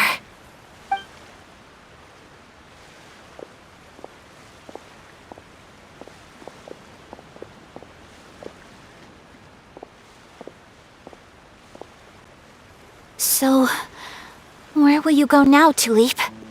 I'm not too sure, Iris. Maybe somewhere with lots of flowers? After all, Mother always did love going where the blossoms were. What about you? I want to go visit Mother's grave. Yeah, that's not a bad idea. Huh? Tulip, look! What is it? It's Mother's favorite, the rainbow rose. Look, it's blooming again.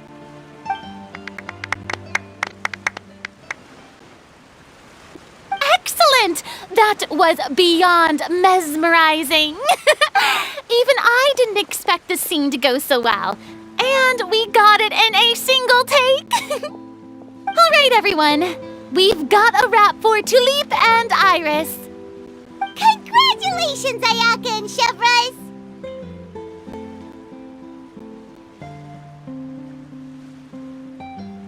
Thank you. I didn't expect our parts to wrap so quickly. I wish I could savor the experience for just a bit longer. Paimon totally understands. Paimon's not ready to say goodbye to the clapperboard either. Filming has really been a lot of fun. You were great too, Chevres. The way you said, long-awaited justice. It gave Paimon chills. That is indeed my favorite line in the whole book. I still remember trying to act it out in my room the first few times I read it. Whoa, Paimon would have never guessed you're that type. Who doesn't like stories where the guilty are punished and justice prevails over evil? Don't forget, I'm the captain of the Special Security and Surveillance Patrol. Captain, I have something urgent to report. Please excuse me, everyone. I'll be back in just a moment. It's okay, don't worry about us.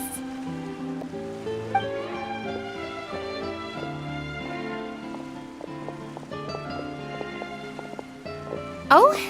Was she whisked away by work already? I was just about to tell her how great she did. It seemed like some urgent official business. Then perhaps we should thank the stars that we were able to wrap both of your parts so quickly today. Switching around the filming schedule would have been a real pain. Anyway, I actually came over to let everyone know that we're all done for today. You can go home and get some rest. And one last thing, Miss Ayaka. Your acting skills today were immaculate as always. Are you sure you won't consider taking up full-time acting? See, I just happen to know this great troupe that's still looking for a lead actress. Thank you for your kind words, Director Farina. Unfortunately, there are still many matters that I have to take care of back home at the Yashiro Commission. I cannot remain in Fontaine to pursue an acting career. Nevertheless, I will make sure to treasure this incredible opportunity in my heart. Oh, that's a shame, but I understand. Just let me know if you ever change your mind. I believe it's also about time for me to take my leave. But hopefully I'll see you on set over the next few days. Even though my part's wrapped, I'd still like to swing by and help out the crew. See you tomorrow, Traveler and Paimon. Yep, see you tomorrow! Well, what should we do next? Maybe we'll go investigate the case some more with Chevres today. Traveler, Paimon, please come with me. Huh? Where are we going? You could say that our ship has finally chanced upon one of those small, remote islands of intel.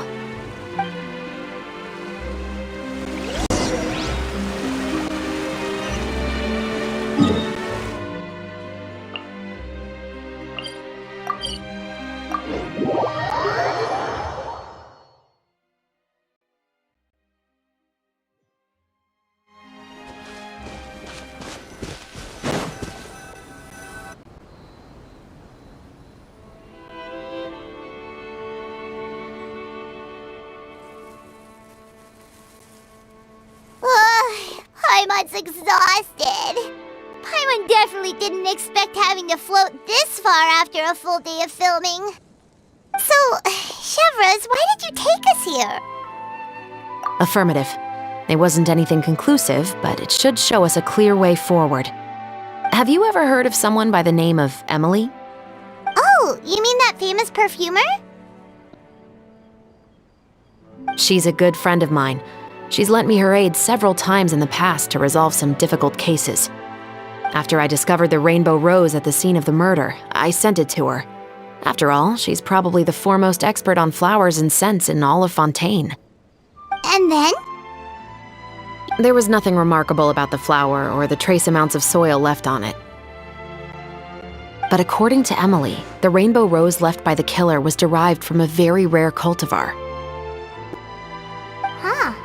Paimon didn't know that there were different varieties of rainbow rose. Paimon just thought they grew everywhere in the wild. Flowers that are deliberately cultivated will always show some different features from those that bloom in the wild. We already knew that the rose left at the scene belonged to a special cultivar, but with Emily's expertise, we were able to pinpoint the place where it was first picked from. Oh, Paimon gets it now. So whoever first planted that rainbow rose was probably the killer! Precisely. And after we checked what we learned against some sales records from the past, we discovered that there's only one person in all of Fontaine who could grow and sell this specific cultivar. Really? And who is it? It's the novelist. But didn't you say he had an alibi? To be clear, I haven't changed my mind about him. I still don't think he was the one who pulled the trigger.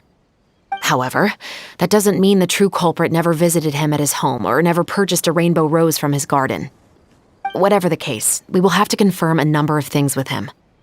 So you mean the next place we need to go is...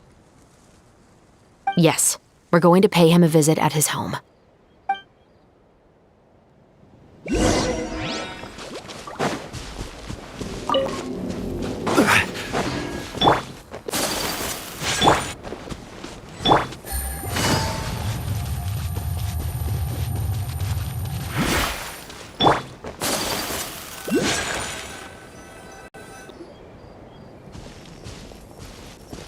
That should be his house.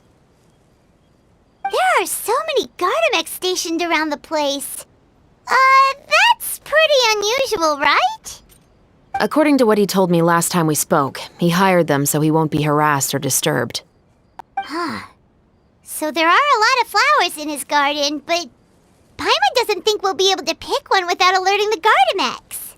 Right, which is exactly why I think there has to be a special connection between him and the killer. So, should we knock? Just wait here for now. I'd like to take care of a number of those Gardemex first. But they're so far away. How are you planning to do that? Don't forget, Paimon, I'm actually the real-life captain of the Musketeers.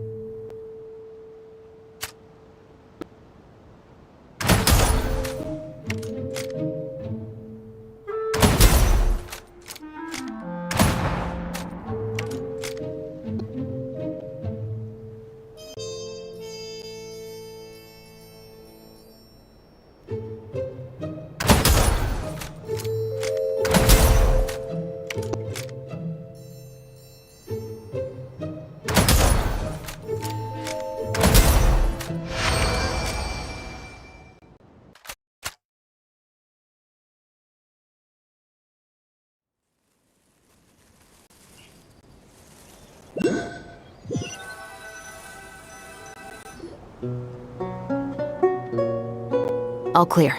Let's go. Wait! Paimon's a little nervous now that we know he could be the killer. Can we go over our plan of action again? I'll go knock on the door and make sure it's safe inside.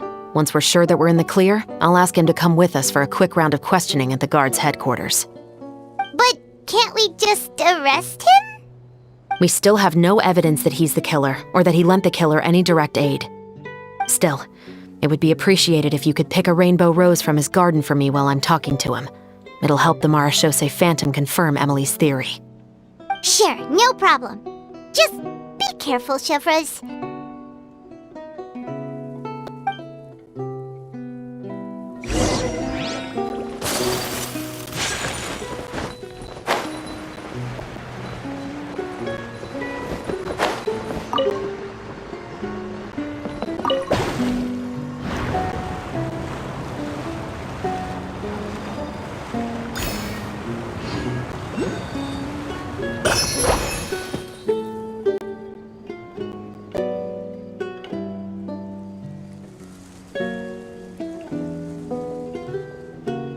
Excuse me, Mr. Baptiste, are you home?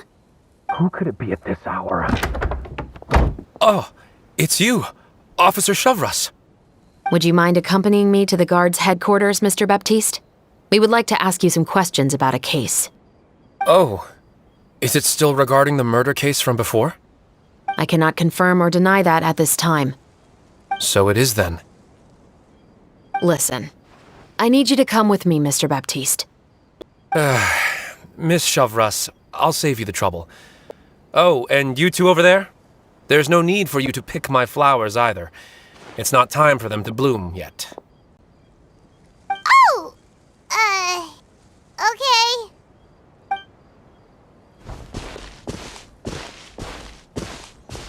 By saving me the trouble, you mean... I will confess. I was the killer. Huh?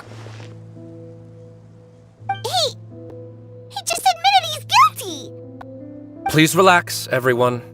I'm not armed. The musket you're looking for has been buried in my backyard. Then it's my responsibility to inform you, Mr. Baptiste, that everything you say right now will be used as evidence for the inevitable trial. Yes, I am perfectly aware of that. I must say, I hate this feeling. Oh? Is it because I confessed? Or because you've been proven wrong? Both, I suppose. For the same reason as the one I wrote out in my novel, of course. I did it to exact revenge. I know you haven't figured out the link between the two of us. Had you done so, I'd have been taken away to the headquarters a long time ago. But that won't stop me from always remembering his grotesque face. After all, He was the one who killed my mother. Your mother is still healthy and well. You know, I was adopted as a child.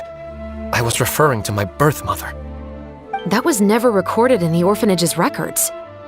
Please forgive a 6-year-old child for concocting some lies to protect himself after watching his mother die right in front of him. So, your novel, it was like a record of your life? No, of course not. It was a work of fiction with many embellished parts. But I am indeed the illegitimate son of a wealthy and influential man who abused his power to murder my mother. That part was 100% real. But the man you killed didn't have a Mora to his name. He was a hired assassin, an irredeemable beast who sank his fangs into a defenseless woman just for a few bags of Mora. But if that's really the truth, you wouldn't be telling us any of this now. You still haven't managed to take revenge against your father, the true mastermind behind it all. I never thought I'd hear that kind of thing from the captain of the Special Security and Surveillance Patrol. I'm simply skeptical about your motives. It's simple, really. I've grown tired of everything and don't want to shoulder this burden anymore. You may have considered me too soft to pull the trigger. Well, as it turns out, you are exactly right. I've become overwhelmed by the aftermath of the murder. So you're going to call a stop to your revenge, just like that? The true mastermind is too rich and too powerful for me. I've accepted that I will never be able to avenge my mother alone. And so what? The characters in your book never gave up? Now, Officer Shavras, I'm the one who has killed a man, aren't I?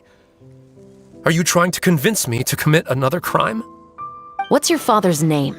How do you plan to prove the veracity of all of your claims? Well, I'd like to speak with you privately. Sure. Why don't we speak privately at the guard's headquarters? No, it has to be here. I must ensure that we won't be overheard. Fine. Let's talk here. When I said won't be overheard, I meant by anyone. I would like to speak with you and you alone.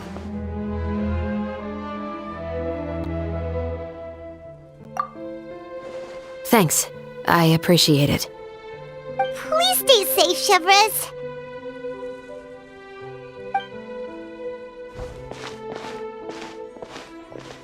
All right. Let's hear it. Will you really believe what I'm about to say? Well, that depends on what you're going to tell me. Fair enough. Fair enough. Then listen closely.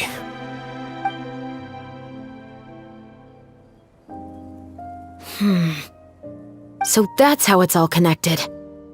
So, it seems you believe me after all.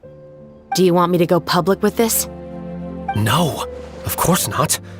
At least, not right now. Then why did you bother telling me? You've read my work. What do you think? Even if you were to go public with all of this right now, he'd simply deny everything. It's been too long. Almost 20 years. Anything that could be used as evidence has long faded away.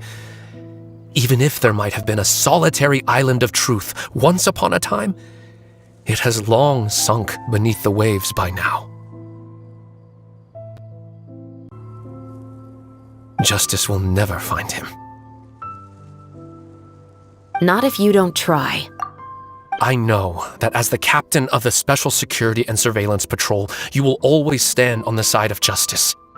But do you really think a cushy life in prison really constitutes justice for him? I bet he could lead an extremely comfortable life in the fortress of Meripede. What are you trying to say? I've been observing you from a distance.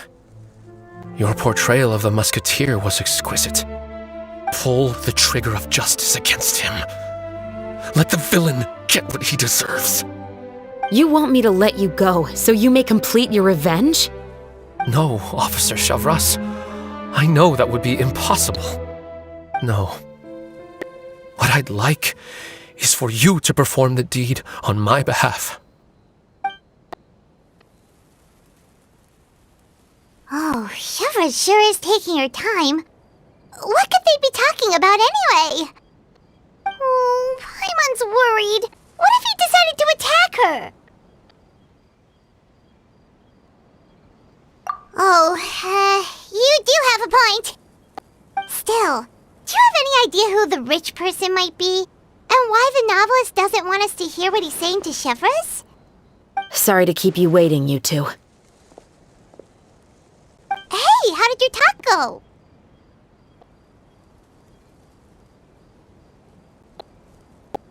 I've already sent someone to escort Baptiste back to the headquarters for questioning. He wasn't lying about the musket. It was indeed buried in his backyard. But what about the name? Did he tell you the name of the rich guy? Yes, he did. But for now, I have to return to the Special Patrol. There are still a few loose ends I need to tie up.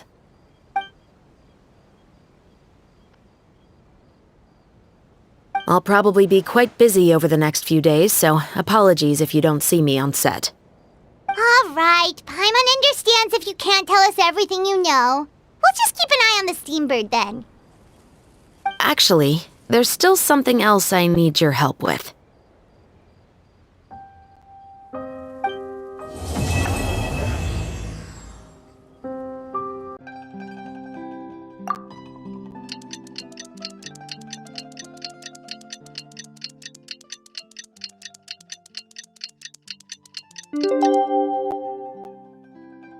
Thanatos. あの夜作家を捕まえてからシュブルーズとはずっと会えてないな。言うとまた。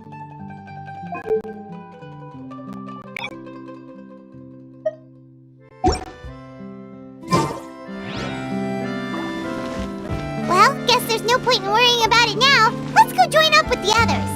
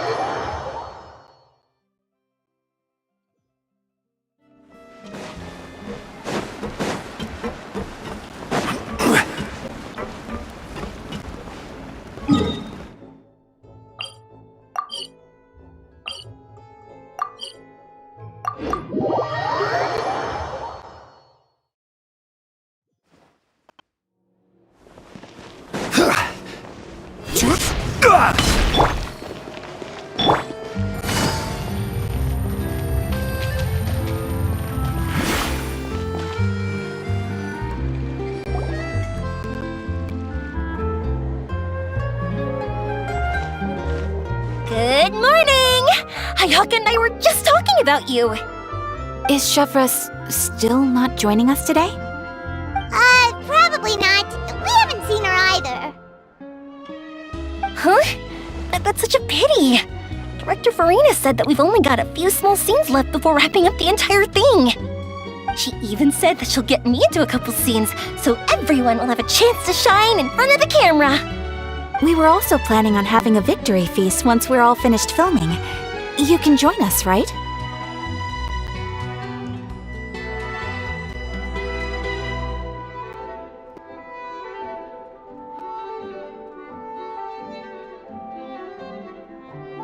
If only Chevreuse was here. I still haven't taken a photo with her. I'm afraid that can't be helped. Those special patrol folks are like phantoms when they've got a case on their hands. But to be honest, I'm even more concerned by what I read in the Steambird earlier this morning. It said that the killer in the murder case was none other than the author of The Two Musketeers. Oh yeah, I heard about that too! He came forward and confessed his crimes, but gave no explanation as to why he pulled the trigger. We didn't know about this case at all when we joined the film. Is it going to affect the reception of our work? From a pure publicity standpoint, this will draw a lot more attention to our film. I I have to say, though, that no director can be perfectly comfortable with garnering attention through means other than artistic skill. To be fair, I feel like that ship sailed the moment you allowed yourself to be named as the director on our posters. It's not my fault that I'm super popular. What was that saying again? My popularity has, Sunk to an all-time low?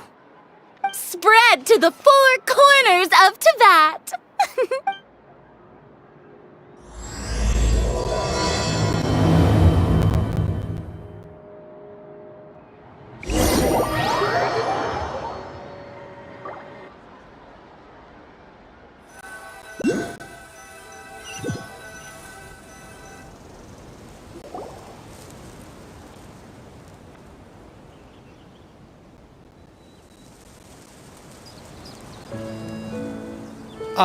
Excuse me, everyone. Xavier! Feels like it's been ages since we last saw you. I've been talking non-stop with the Film Association, and I'm absolutely swamped trying to coordinate the film's marketing. So forgive me for not being around more often, but please believe me when I say that I will make sure everyone's hard work gets the exposure it deserves. Oh, seems like you've been fighting your own battles. Yes, that's one way to put it.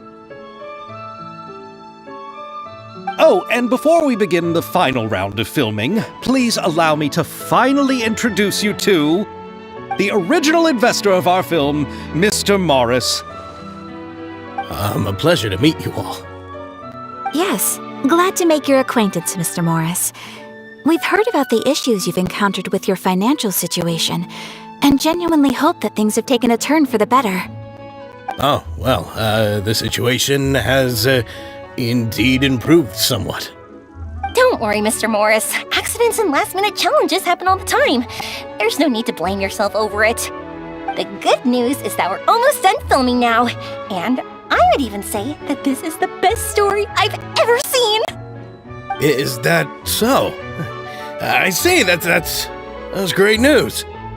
All right, now that we've gotten all the pleasantries out of the way, let's get this show on the road. We'll mostly be filming typical people and scenery from the streets today to improve the sense of environmental ambiance in some parts of the film. Oh, and there'll be a cameo for Mr. Kamisato and Miss Yoimiya as well. They'll be used to show outsider perspectives on the fates of the two musketeers. That's right. Ayato should be here any minute. Excellent! Then let's start with the scenery shots. Camera and clapper loader, you're up. Yep, we'll be ready. Remember, all we need are some wide zoom shots of the streets. If you happen to find some particularly lovely patches of flowers and grass, feel free to grab some close-ups of those as well. Ready? Lights! Camera! Action! Okay, now move the camera slowly. Try to focus on that flower. What's wrong? Just adjust the focal length a bit. Something the matter? But wasn't it working fine for all the days before? Veronique, can we try a different camera? No problem. How about this one? All right, let's give it another try. Lights! Camera! Action!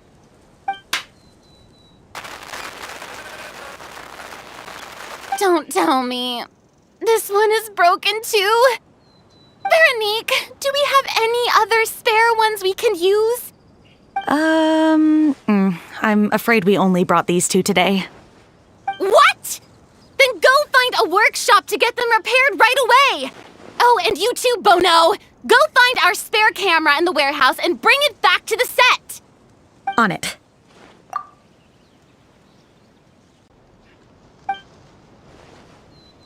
Greetings, everyone. My apologies for the delay.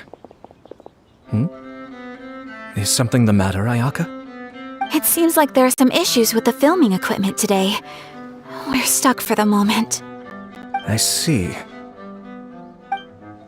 Well, let's not just stand here twiddling our thumbs.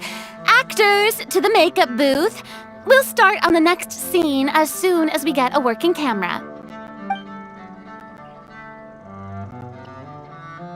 The people at the workshop told me that the part which holds the lens in place seemed to have fallen off. That's super strange. It was perfectly fine just yesterday.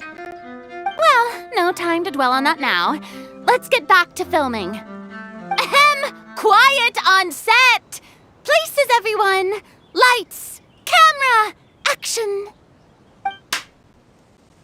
By the way, have you heard about that recent murder case? Yes, I have. It seems that they've caused quite the commotion in the city. I heard that the chief of the guards is so mad about not catching the culprit that he's about to explode. Oh? I find that quite hard to imagine, considering how he already looks most days. Director, we have a problem. Oh, we're in the middle of a take! Couldn't you wait until we wrapped up this scene?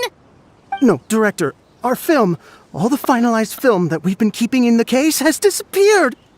Oh, wait, well, what did you say? Mr. Bonneau, please take me to where the film was kept right away.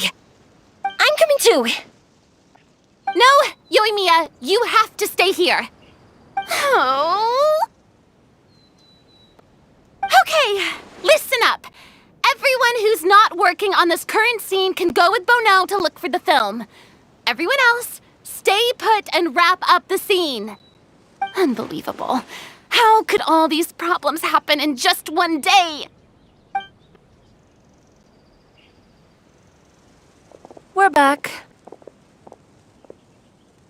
How did it go? Did you find the film? We found it in the sewers. Huh? In the sewers? Is the film still okay? We discovered it just in time, so we should still be able to salvage it. The others are checking now to see if we lost any specific scenes. Oh, you scared me for a moment there. I nearly thought we had lost everything. I really don't want to experience that feeling of despair again. Okay, but who could have stolen the film and dumped it there? Could it be, some competitors working on other films? But if they wanted to harass us, why wait until the last day? Okay, we don't have time to really look into it right now. Let's strike while the iron is still hot and wrap this thing up once and for all. Yeah, let's finish it.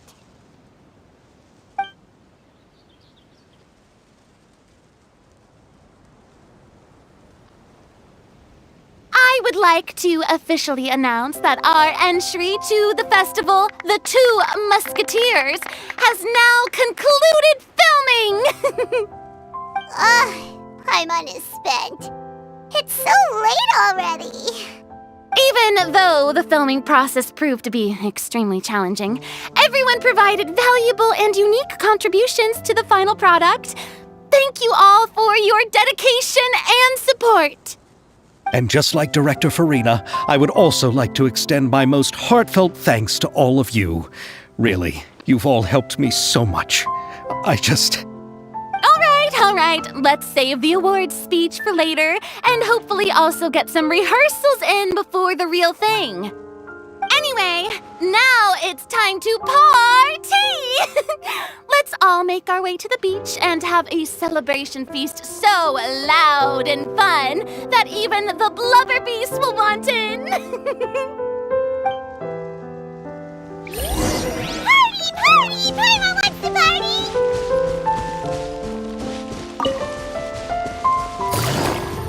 Whoa, this place is hopping! Everyone's finally getting to relax after wrapping up the film! Let's go chat with someone! Farina! Oh, my darling clapper loader and camera operator, you've both worked really hard. Paimon thinks you worked even harder than us! Honestly, Paimon was getting a little tired of playing with the clapperboard by the end of it. Worst of all, Paimon started having dreams of you shouting, "Lights, camera, action!" into Paimon's ears. The actual dream can't even start until you've yelled that. Hey, if anything, shouldn't I be more grand and delightful in your dreams? We've been through so much together, and that's how your brain remembers me? That's not Paimon's fault. We've just used the clapperboard too much lately. Anyway, what's most important is that we've wrapped the film. I'm pretty confident that we'll take first prize. Hey, no need to mention the official name. Wait, now that you mention it, if we did win the prize, would Farina just get a statue of herself? Come on, I don't need that kind of attention. Xavier can accept the reward on our behalf. But just imagine! Farina accepting the Farina Award and holding a Farina statue. I'm going back to my dessert now. You all can keep discussing that on your own.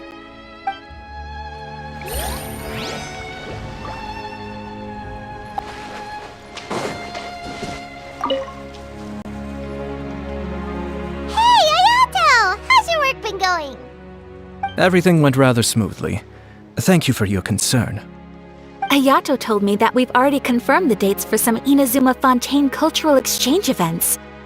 So the next time we visit, we'll be doing so in our capacities as the representatives of the Yashiro Commission.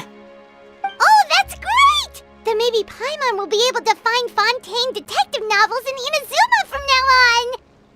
Oh, wait, wouldn't Yae Miko get upset if that happens? That would be stealing some of her business. You've got a point. She's always complaining that light novels have become bland and too predictable after all. The cultural exchange won't only feature literatures of both nations, of course. We have also made plans for cross-cultural engagements in the fields of gourmet cuisine, toy making, and artisan craftsmanship. Whoa! Paimon's getting super excited now! When the time comes, be sure to visit and participate in all the events.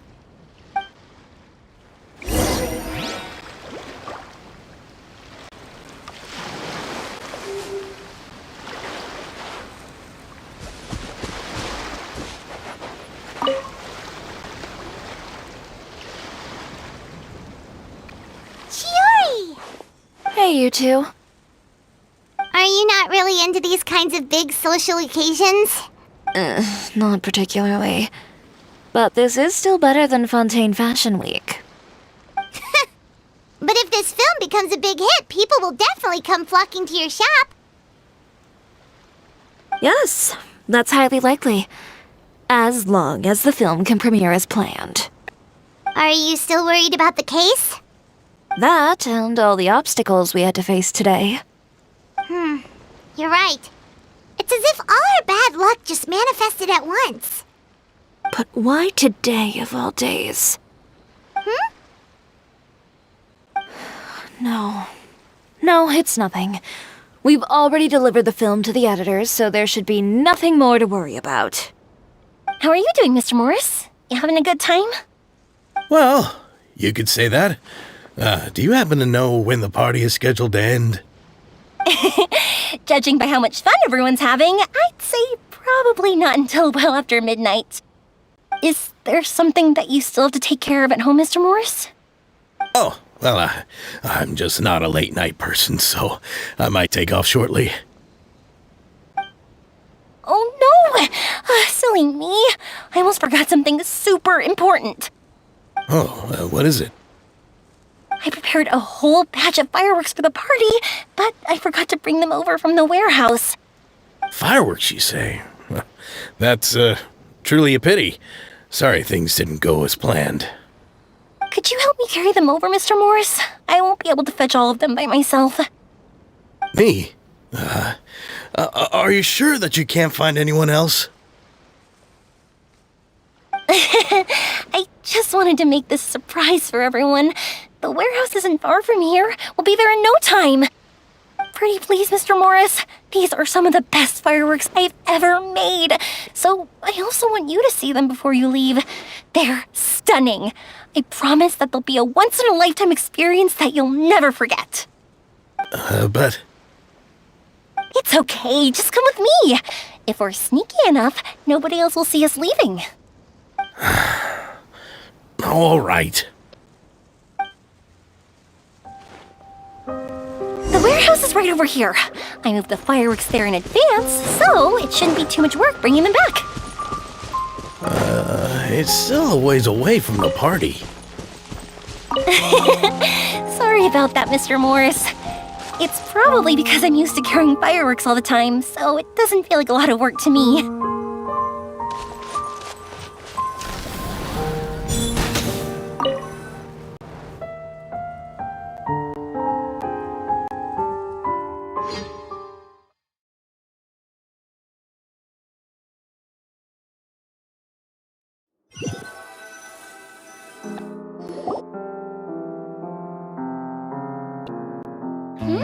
It's dark in here. Wait here, Mr. Morris. I think the light switch should be somewhere over here. Why did I have to get roped into this? What was that?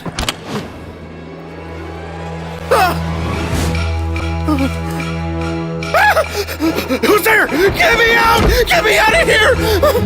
Did you really think you'd get away, Morris?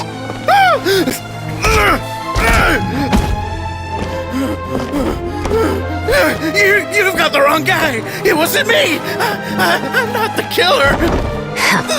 You know, Eliza died a far more heroic death than this.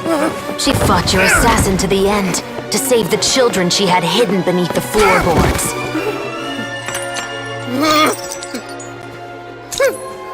That is Eliza's pendant, the one with a photo of you two inside. The one you gave her. Ring any bells? It's a fake! It has to be! There's no way! No way your assassin didn't destroy it, you mean?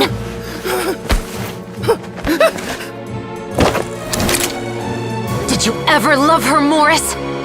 Or was killing her always the plan? No, please! Listen to me! I told Eliza to keep us a secret! I paid her plenty for her silence! I never thought she'd keep the child! Everything was gonna come out, and I had no choice! She'd force my hand! No! I'm begging you. I have money. Just name your price, please! You can keep your Mora, and you can go to hell.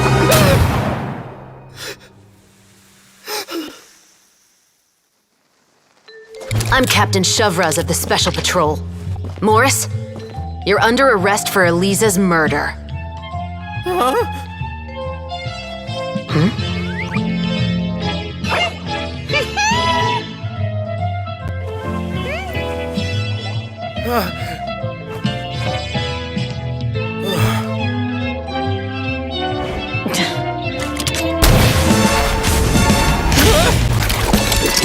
You're under arrest too, prop manager Veronique. Or perhaps I should call you the Second Musketeer.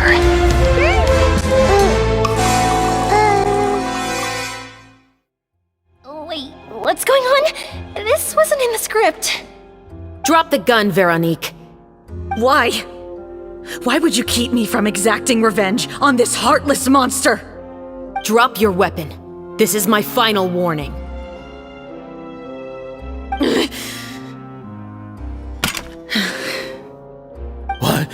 What is going on?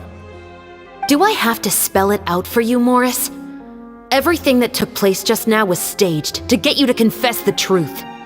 But this last part is all improv, of course. Shivras, you told us you wanted us to help you stage a play. You never said anything about the Second Musketeer. It's because even I had no way to confirm my theory until now. Thank you for your performance, Yoimiya. Could I trouble you to go and bring in the other Special Patrol members? They should be on standby just outside. Oh, and please tell the other cast members not to worry about us. We'll be rejoining them shortly. On it!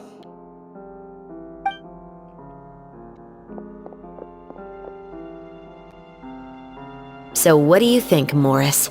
Care to talk about what happened 20 years ago? My patience is limited, you know. Don't force me to take you back to the interrogation room. I'd wager that you wouldn't last for more than a minute in there. With the recording we made, you have no chance of winning in court. Cooperating with us now is the most practical move. All right. I'll talk. I hired an assassin to murder Elisa. She once worked as a maid on my family's estate. She was very beautiful, and after some time I fell for her. We kept our relationship a secret and carried out an affair for some time, but it wasn't long before she became pregnant. And if my parents ever found out, they would have stripped me of my inheritance and status, driven me out of my home. I also didn't expect Elisa to insist on bringing the pregnancy to term. She even asked me to leave my family and travel far, far away with her. She believed that you were truly in love with her. I didn't have a choice. I gave her a large sum of mora, told her to leave the family and to get rid of the baby. But then years later, she sent me a letter. There were photos of 2 children, and she even asked if I could find some time to visit them. Huh? 2 children? Paimon thought Baptiste was the only... you mean... Even if she had the children against your will, you could have just ignored the letter entirely. Why kill her? I had just gotten engaged to be married to an heiress from another wealthy family. So if anyone were to find out about Elisa, my life would be completely ruined. I didn't have a choice. No, you always had a choice. You just made the wrong choice. Again. Do you know how it feels to watch your mother be killed right in front of you? My brother and I were hardly even school age yet. We were hidden beneath the floorboards, grasping each other's hands like a lifeline. We were so terrified that we didn't even know we could ever take a breath. All we could do was to watch Mother try to fight back, and then collapse to the floor. Even after the assassin left, we were still too terrified to leave our hiding spot. We thought that he might come back. It was only until the next evening when we finally climbed out and gathered around our mother. But she had already become cold and stiff to the touch. You made up your mind right then and there to bring this case to light. Not only that, we resolved to get our revenge. And that's why you became the Musketeers. No, that's why I became a Musketeer. The man from before was also killed by me. My brother had nothing to do with it. I figured as much. You did? I once told these two that he didn't look like a killer to me. His confession from that night also rubbed me the wrong way. I think what really tipped me off was, how could I not feel a sense of regret in him? Huh? He confessed faster than any criminal I've ever met, but he didn't say a single word about you. He insisted that he was the sole perpetrator in the case. But after the questioning ended, I disassembled the musket we dug up from his backyard, put it in front of him, and told him to reassemble it. Wanna guess how far he got? He had no idea where to even start. He's never touched a gun in his life. Based on that, I determined that he was not acting alone. He only surrendered himself to draw our attention and create a moment of opportunity for his partner. So, I decided to play along. And as expected, the second musketeer followed us without hesitation once she saw Morris get separated from the rest of the cast. Besides, why else would he call the novel The Two Musketeers? But how did you know it was Veronique? I figured it out the moment Baptiste told me his father's name. That so-called financial crisis was all just a ruse. He just wanted to sign up as the investor and then leave the film without any source of funding. After all, he has a vested interest in minimizing the reach of this story. It's really just the same thing as what he did to Eliza all those years ago. Human scum. But then Xavier pulled out all the stops and got the film made against all odds. Morris couldn't have that. With the killer in custody, he figured it was safe to act. And so he came to visit the set today, just as I expected. Wait, so you were behind all those mishaps today?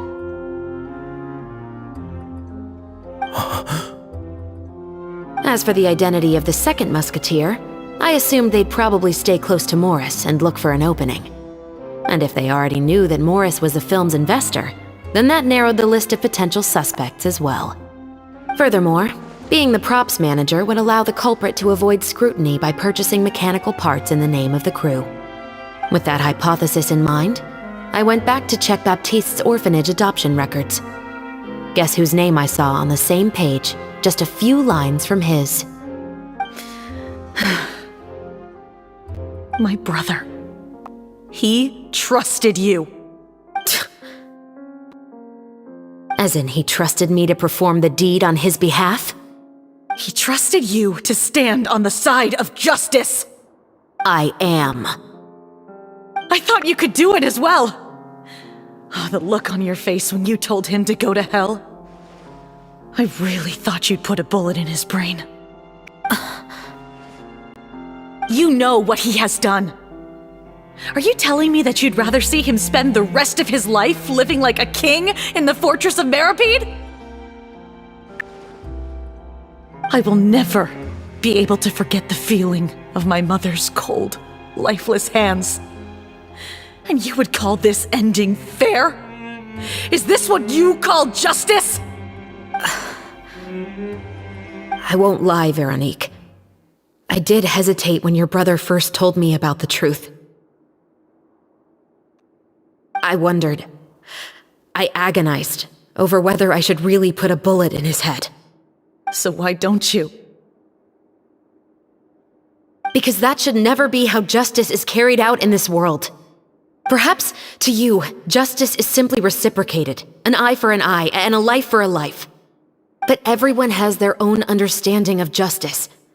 If everyone were to pursue their own definition of it, there would be no more order in this world. Today, you'll kill Morris, and tomorrow, his children may come for you. The world cannot render judgments based on a desire for revenge. That will only lead to a cycle of revenge, as well as the destruction of order and civilized society. Fontaine is founded on a set of laws and a standardized code of justice. That is why we are the nation of justice. But with all that said, I will promise you this. Morris will not lead a cushy life in the fortress of Meripede. Chevreuse, the rest of the special patrol is here. Thank you so much, Yoimiya. Letelier, Terena, please take them away.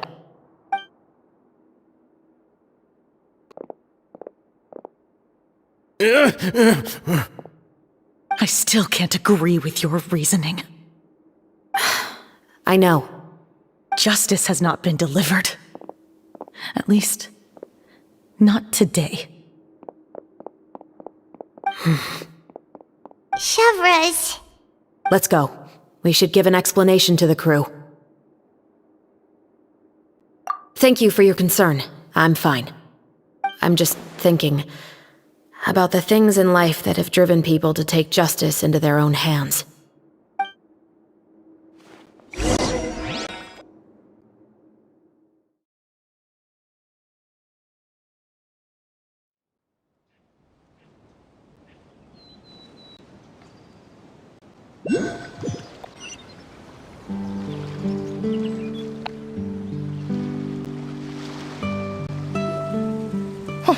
Who would have thought Morris would turn out to be... I'm at a loss of words. How could he have done something like this?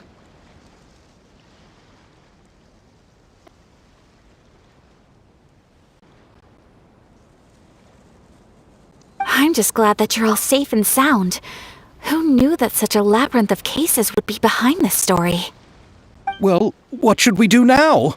We have a finished film, of course, but should we still go ahead with the premiere? What do you mean? Shouldn't you be even more motivated to spread the word now that you've learned the truth? Chiori is right. I'd also like more people to see this story for themselves. But the real ending of the story seems to have deviated somewhat from the one in the script. Is that still acceptable to you, Miss Chevreuse? The call is yours. We still have time to reshoot an ending if that's what you'd like. No, it's fine as is. I like what we have for the catharsis. Romanticism is what gives works of art their appeal. Fiction is able to explore means of restitution that could never work in real life. Just like the real world, the world of stories also has its own set of rules and justice. These different possibilities are what initially drew me to reading in the first place. Sounds good to me. I support your decision. What about Veronique? Will she be okay? She will soon face her judgment alongside her brother and Morris. If I had to guess, they'll probably all be sent to the fortress of Meripede. I'll make sure to give Risley a heads up about it. Oh, you mean that kind of heads up? Exactly. Ahem. All right, then the matter's settled. Now that everything's been taken care of, there's no reason for us to keep looking all gloomy and grumpy. Let's get back to the feast and enjoy each other's company. We'll be starting the post-production process tomorrow. You should join us, Chevreuse. You missed the first few hours of the party, didn't you? All right. Count me in. Then I'll wait for you over there. There's still some good news that I'd like to share with Chevreuse. Traveler, Paimon, could you wait for me by the sea after the party ends? I'd like to go on a brief walk with the two of you. Thank you very much.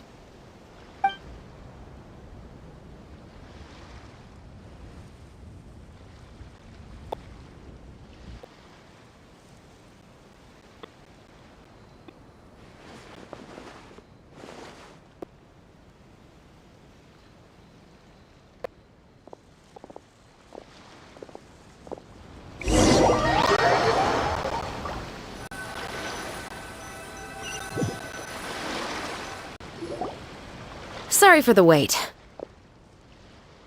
Oh, we weren't waiting long at all. Is there something else you wanted to tell us? No, I don't have anything new to share. I just felt that since you were my investigation partners, I should have another conversation with the two of you.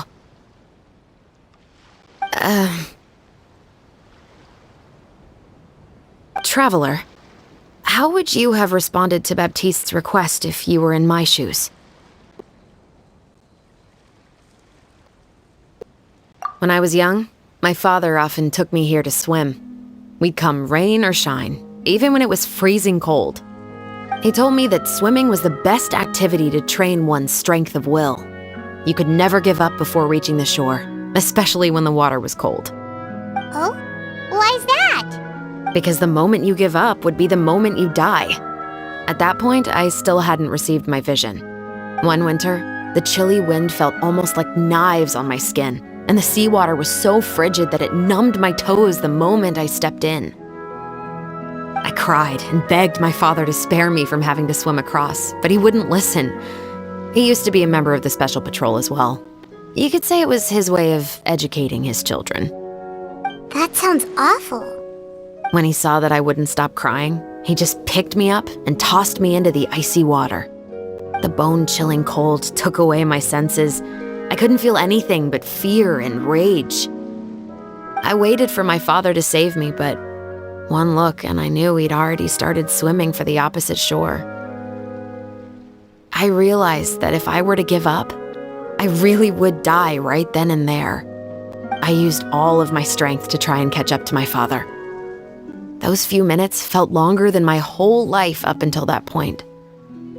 I did, however, make it to the other side. I've never felt afraid about anything in my life after that, nor have I ever cried again. That way of teaching would have never worked on Paimon. Yeah, I don't think that was the right method for anyone. It's just that, working now as I am in the pursuit of justice, I still sometimes feel like I've been tossed into that winter sea all over again. The anger and the helplessness. Chevreuse. But The worse I feel, the more I know to never give up. The alternative would be to forever lose myself among the waves. Anyway, how about a race? Neither of us will drown, but we can still see who swims faster. You guys go ahead! Paimon will grab the clapperboard to mark the start of the race.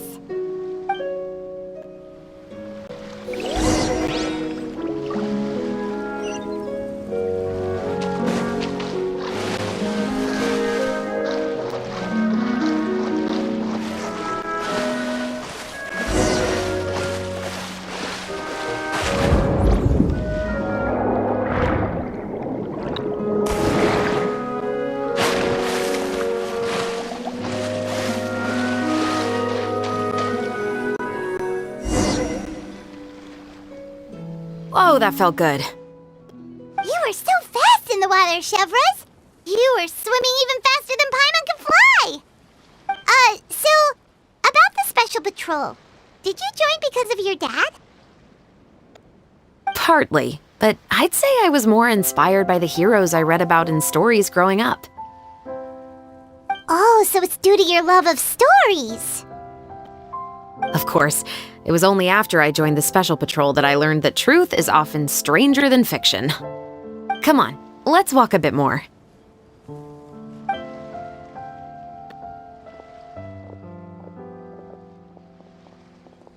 To be honest, I do sometimes question whether the decisions I make are the right ones. But I know that no matter what, I must keep swimming. Because the only thing I've got my eyes on is the shore in the distance.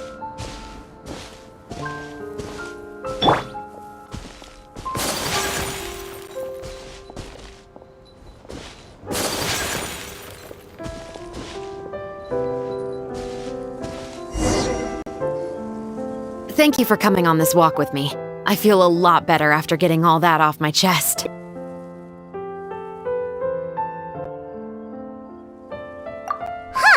We're nearly back at Baptiste's house. Huh, you're right. I didn't realize we were so close. He really did plant a lot of flowers. It's just like how he described it in the story. Huh? Wait, Paimon, Traveler, look! The rainbow roses in the garden. They're in full bloom now.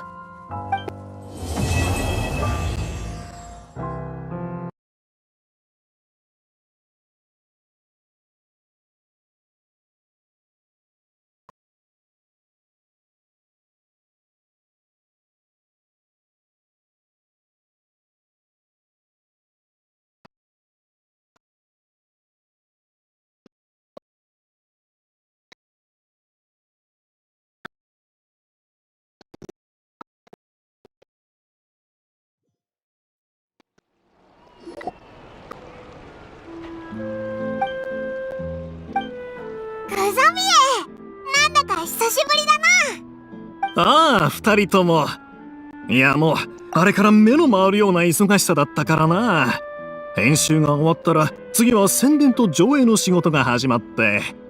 今日は授賞式だろ？オイラたちの永遠はフリーな賞をもらえるかな？僕は 90% はいけると思っているよ。フリーナ、もう会場に来てたのか。一番乗りだな。他のみんなももうすぐ来るさ。そうだ、クザビエ、ショーで思い出したけど、君が僕らのチームに名前を付けるべきじゃないか？まだ受賞できるかもわからないんですよ。そんなタヌキの川山用みたいなことはとても。いや、目を見開いて歌劇場から出てくる人たちの反応を見てごらんよ。みんな自分でも分かってるくせに。歌劇場のスタッフがきっと君に会いに来て、永遠の上映回数を増やしたいって言ってくるぞ。今回の興行収入の利益でちゃんとした映画会社だって作れるんだろ。でもこれは自分一人の功績じゃありません。善良な紳士淑女の皆さんの血と汗の結晶があったからです。一人で。とにかくよく考えておきなよ。みんなも賛成してくれると思うから。わかりました。でもその前に、旅人にパイモン、悪いがメロピデ要塞に行ってきてもらえないか。まだ授賞式が残ってるのに。二人に我らがヒロイン、シュブルーズさんのお迎えを頼みたい。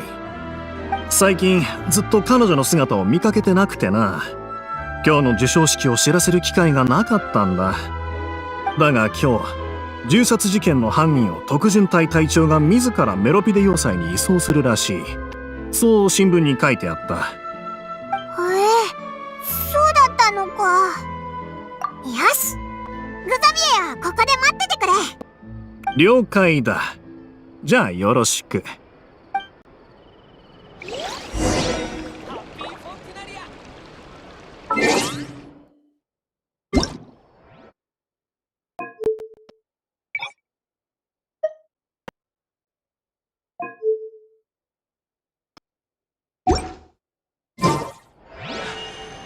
A blade embraces its duty.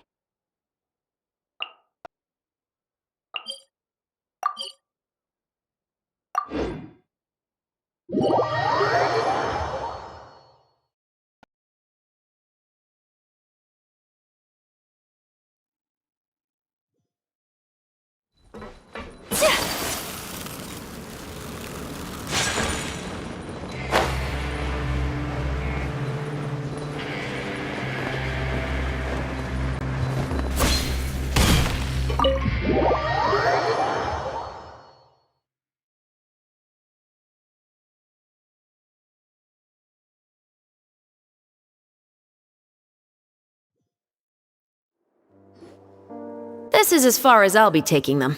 I'll leave the three of them to you now. Got another errand to run? Something like that. I'm expected at a party. Now that's something you don't hear every day. Found a new pastime? No, it's just a special occasion. Shavras! Risley! Festivals really do bring people together. It's been a while since I last had so many visitors at the Fortress of Meripede. Call it the festival spirit, I guess. Yeah, you could say that. Even our head nurse has gotten herself all worked up preparing super deluxe nutritious shakes. Just one gulp and you'll have met all your nutrition needs. Were you talking about work just now? We've already finished discussing everything. So, what do you think about my heads up, Mr. Risley? I believe I haven't yet made any promises or guarantees. But you also didn't shoot me down. Here, how about this? You could give everyone a copy of the newspaper. Perhaps on the day when the cover story happens to, oh, I don't know, expose a certain someone's misdeeds from 20 years ago? I suppose then a certain someone may soon find himself the most unlucky person in the Fortress of Meripede? While another two people will soon be hailed as heroes. Speaking of heroes, did you two need something from me? Actually, we're here for... You're here to invite me to the party, right? Don't worry, I didn't forget. Ooh, then let's head back right away! See you, Risley! Happy Fontanalia Festival! And the same to you.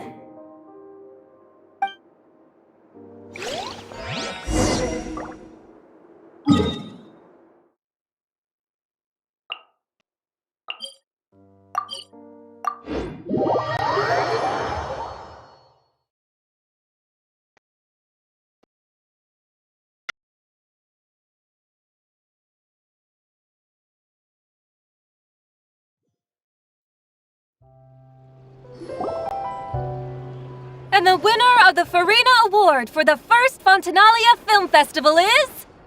The Two Musketeers! We won! We really won! Congratulations, Mr. Xavier. We won? I can't believe it! I really can't thank all of you enough! See? My takes on Fontaine's entertainment industry have never been wrong. Now, please welcome to the stage the producer of The Two Musketeers, Mr. Xavier!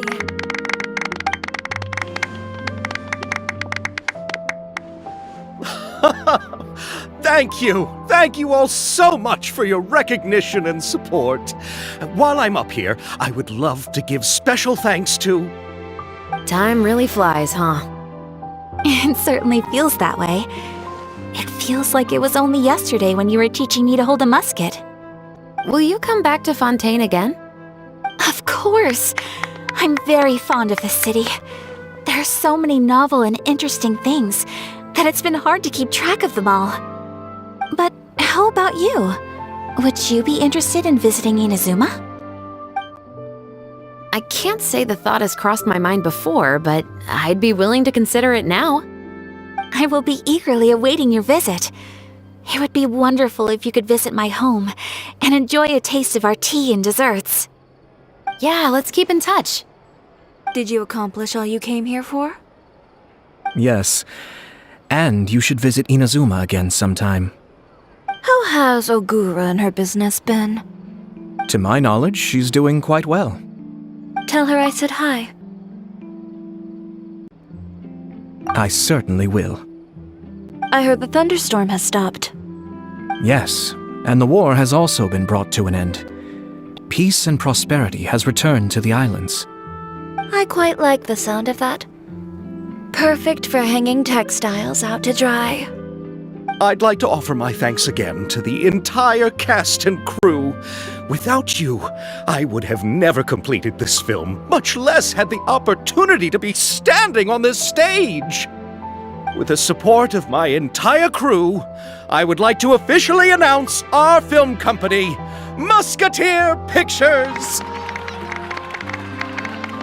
Woohoo! That has a really nice ring to it. Then in that case, let's please welcome all the members of Musketeer Pictures onto the stage for a commemorative... Oh, Paimon didn't know we'd also be taking pictures. Director Farina, I believe you are the most deserving person to raise this trophy. Huh? No. There's no need. It's so embarrassing. It's an honor the director deserves. Yes, I agree. Just accept that you're not getting out of this. Ready, everyone? 3, 2, 1... Musketeer Pictures!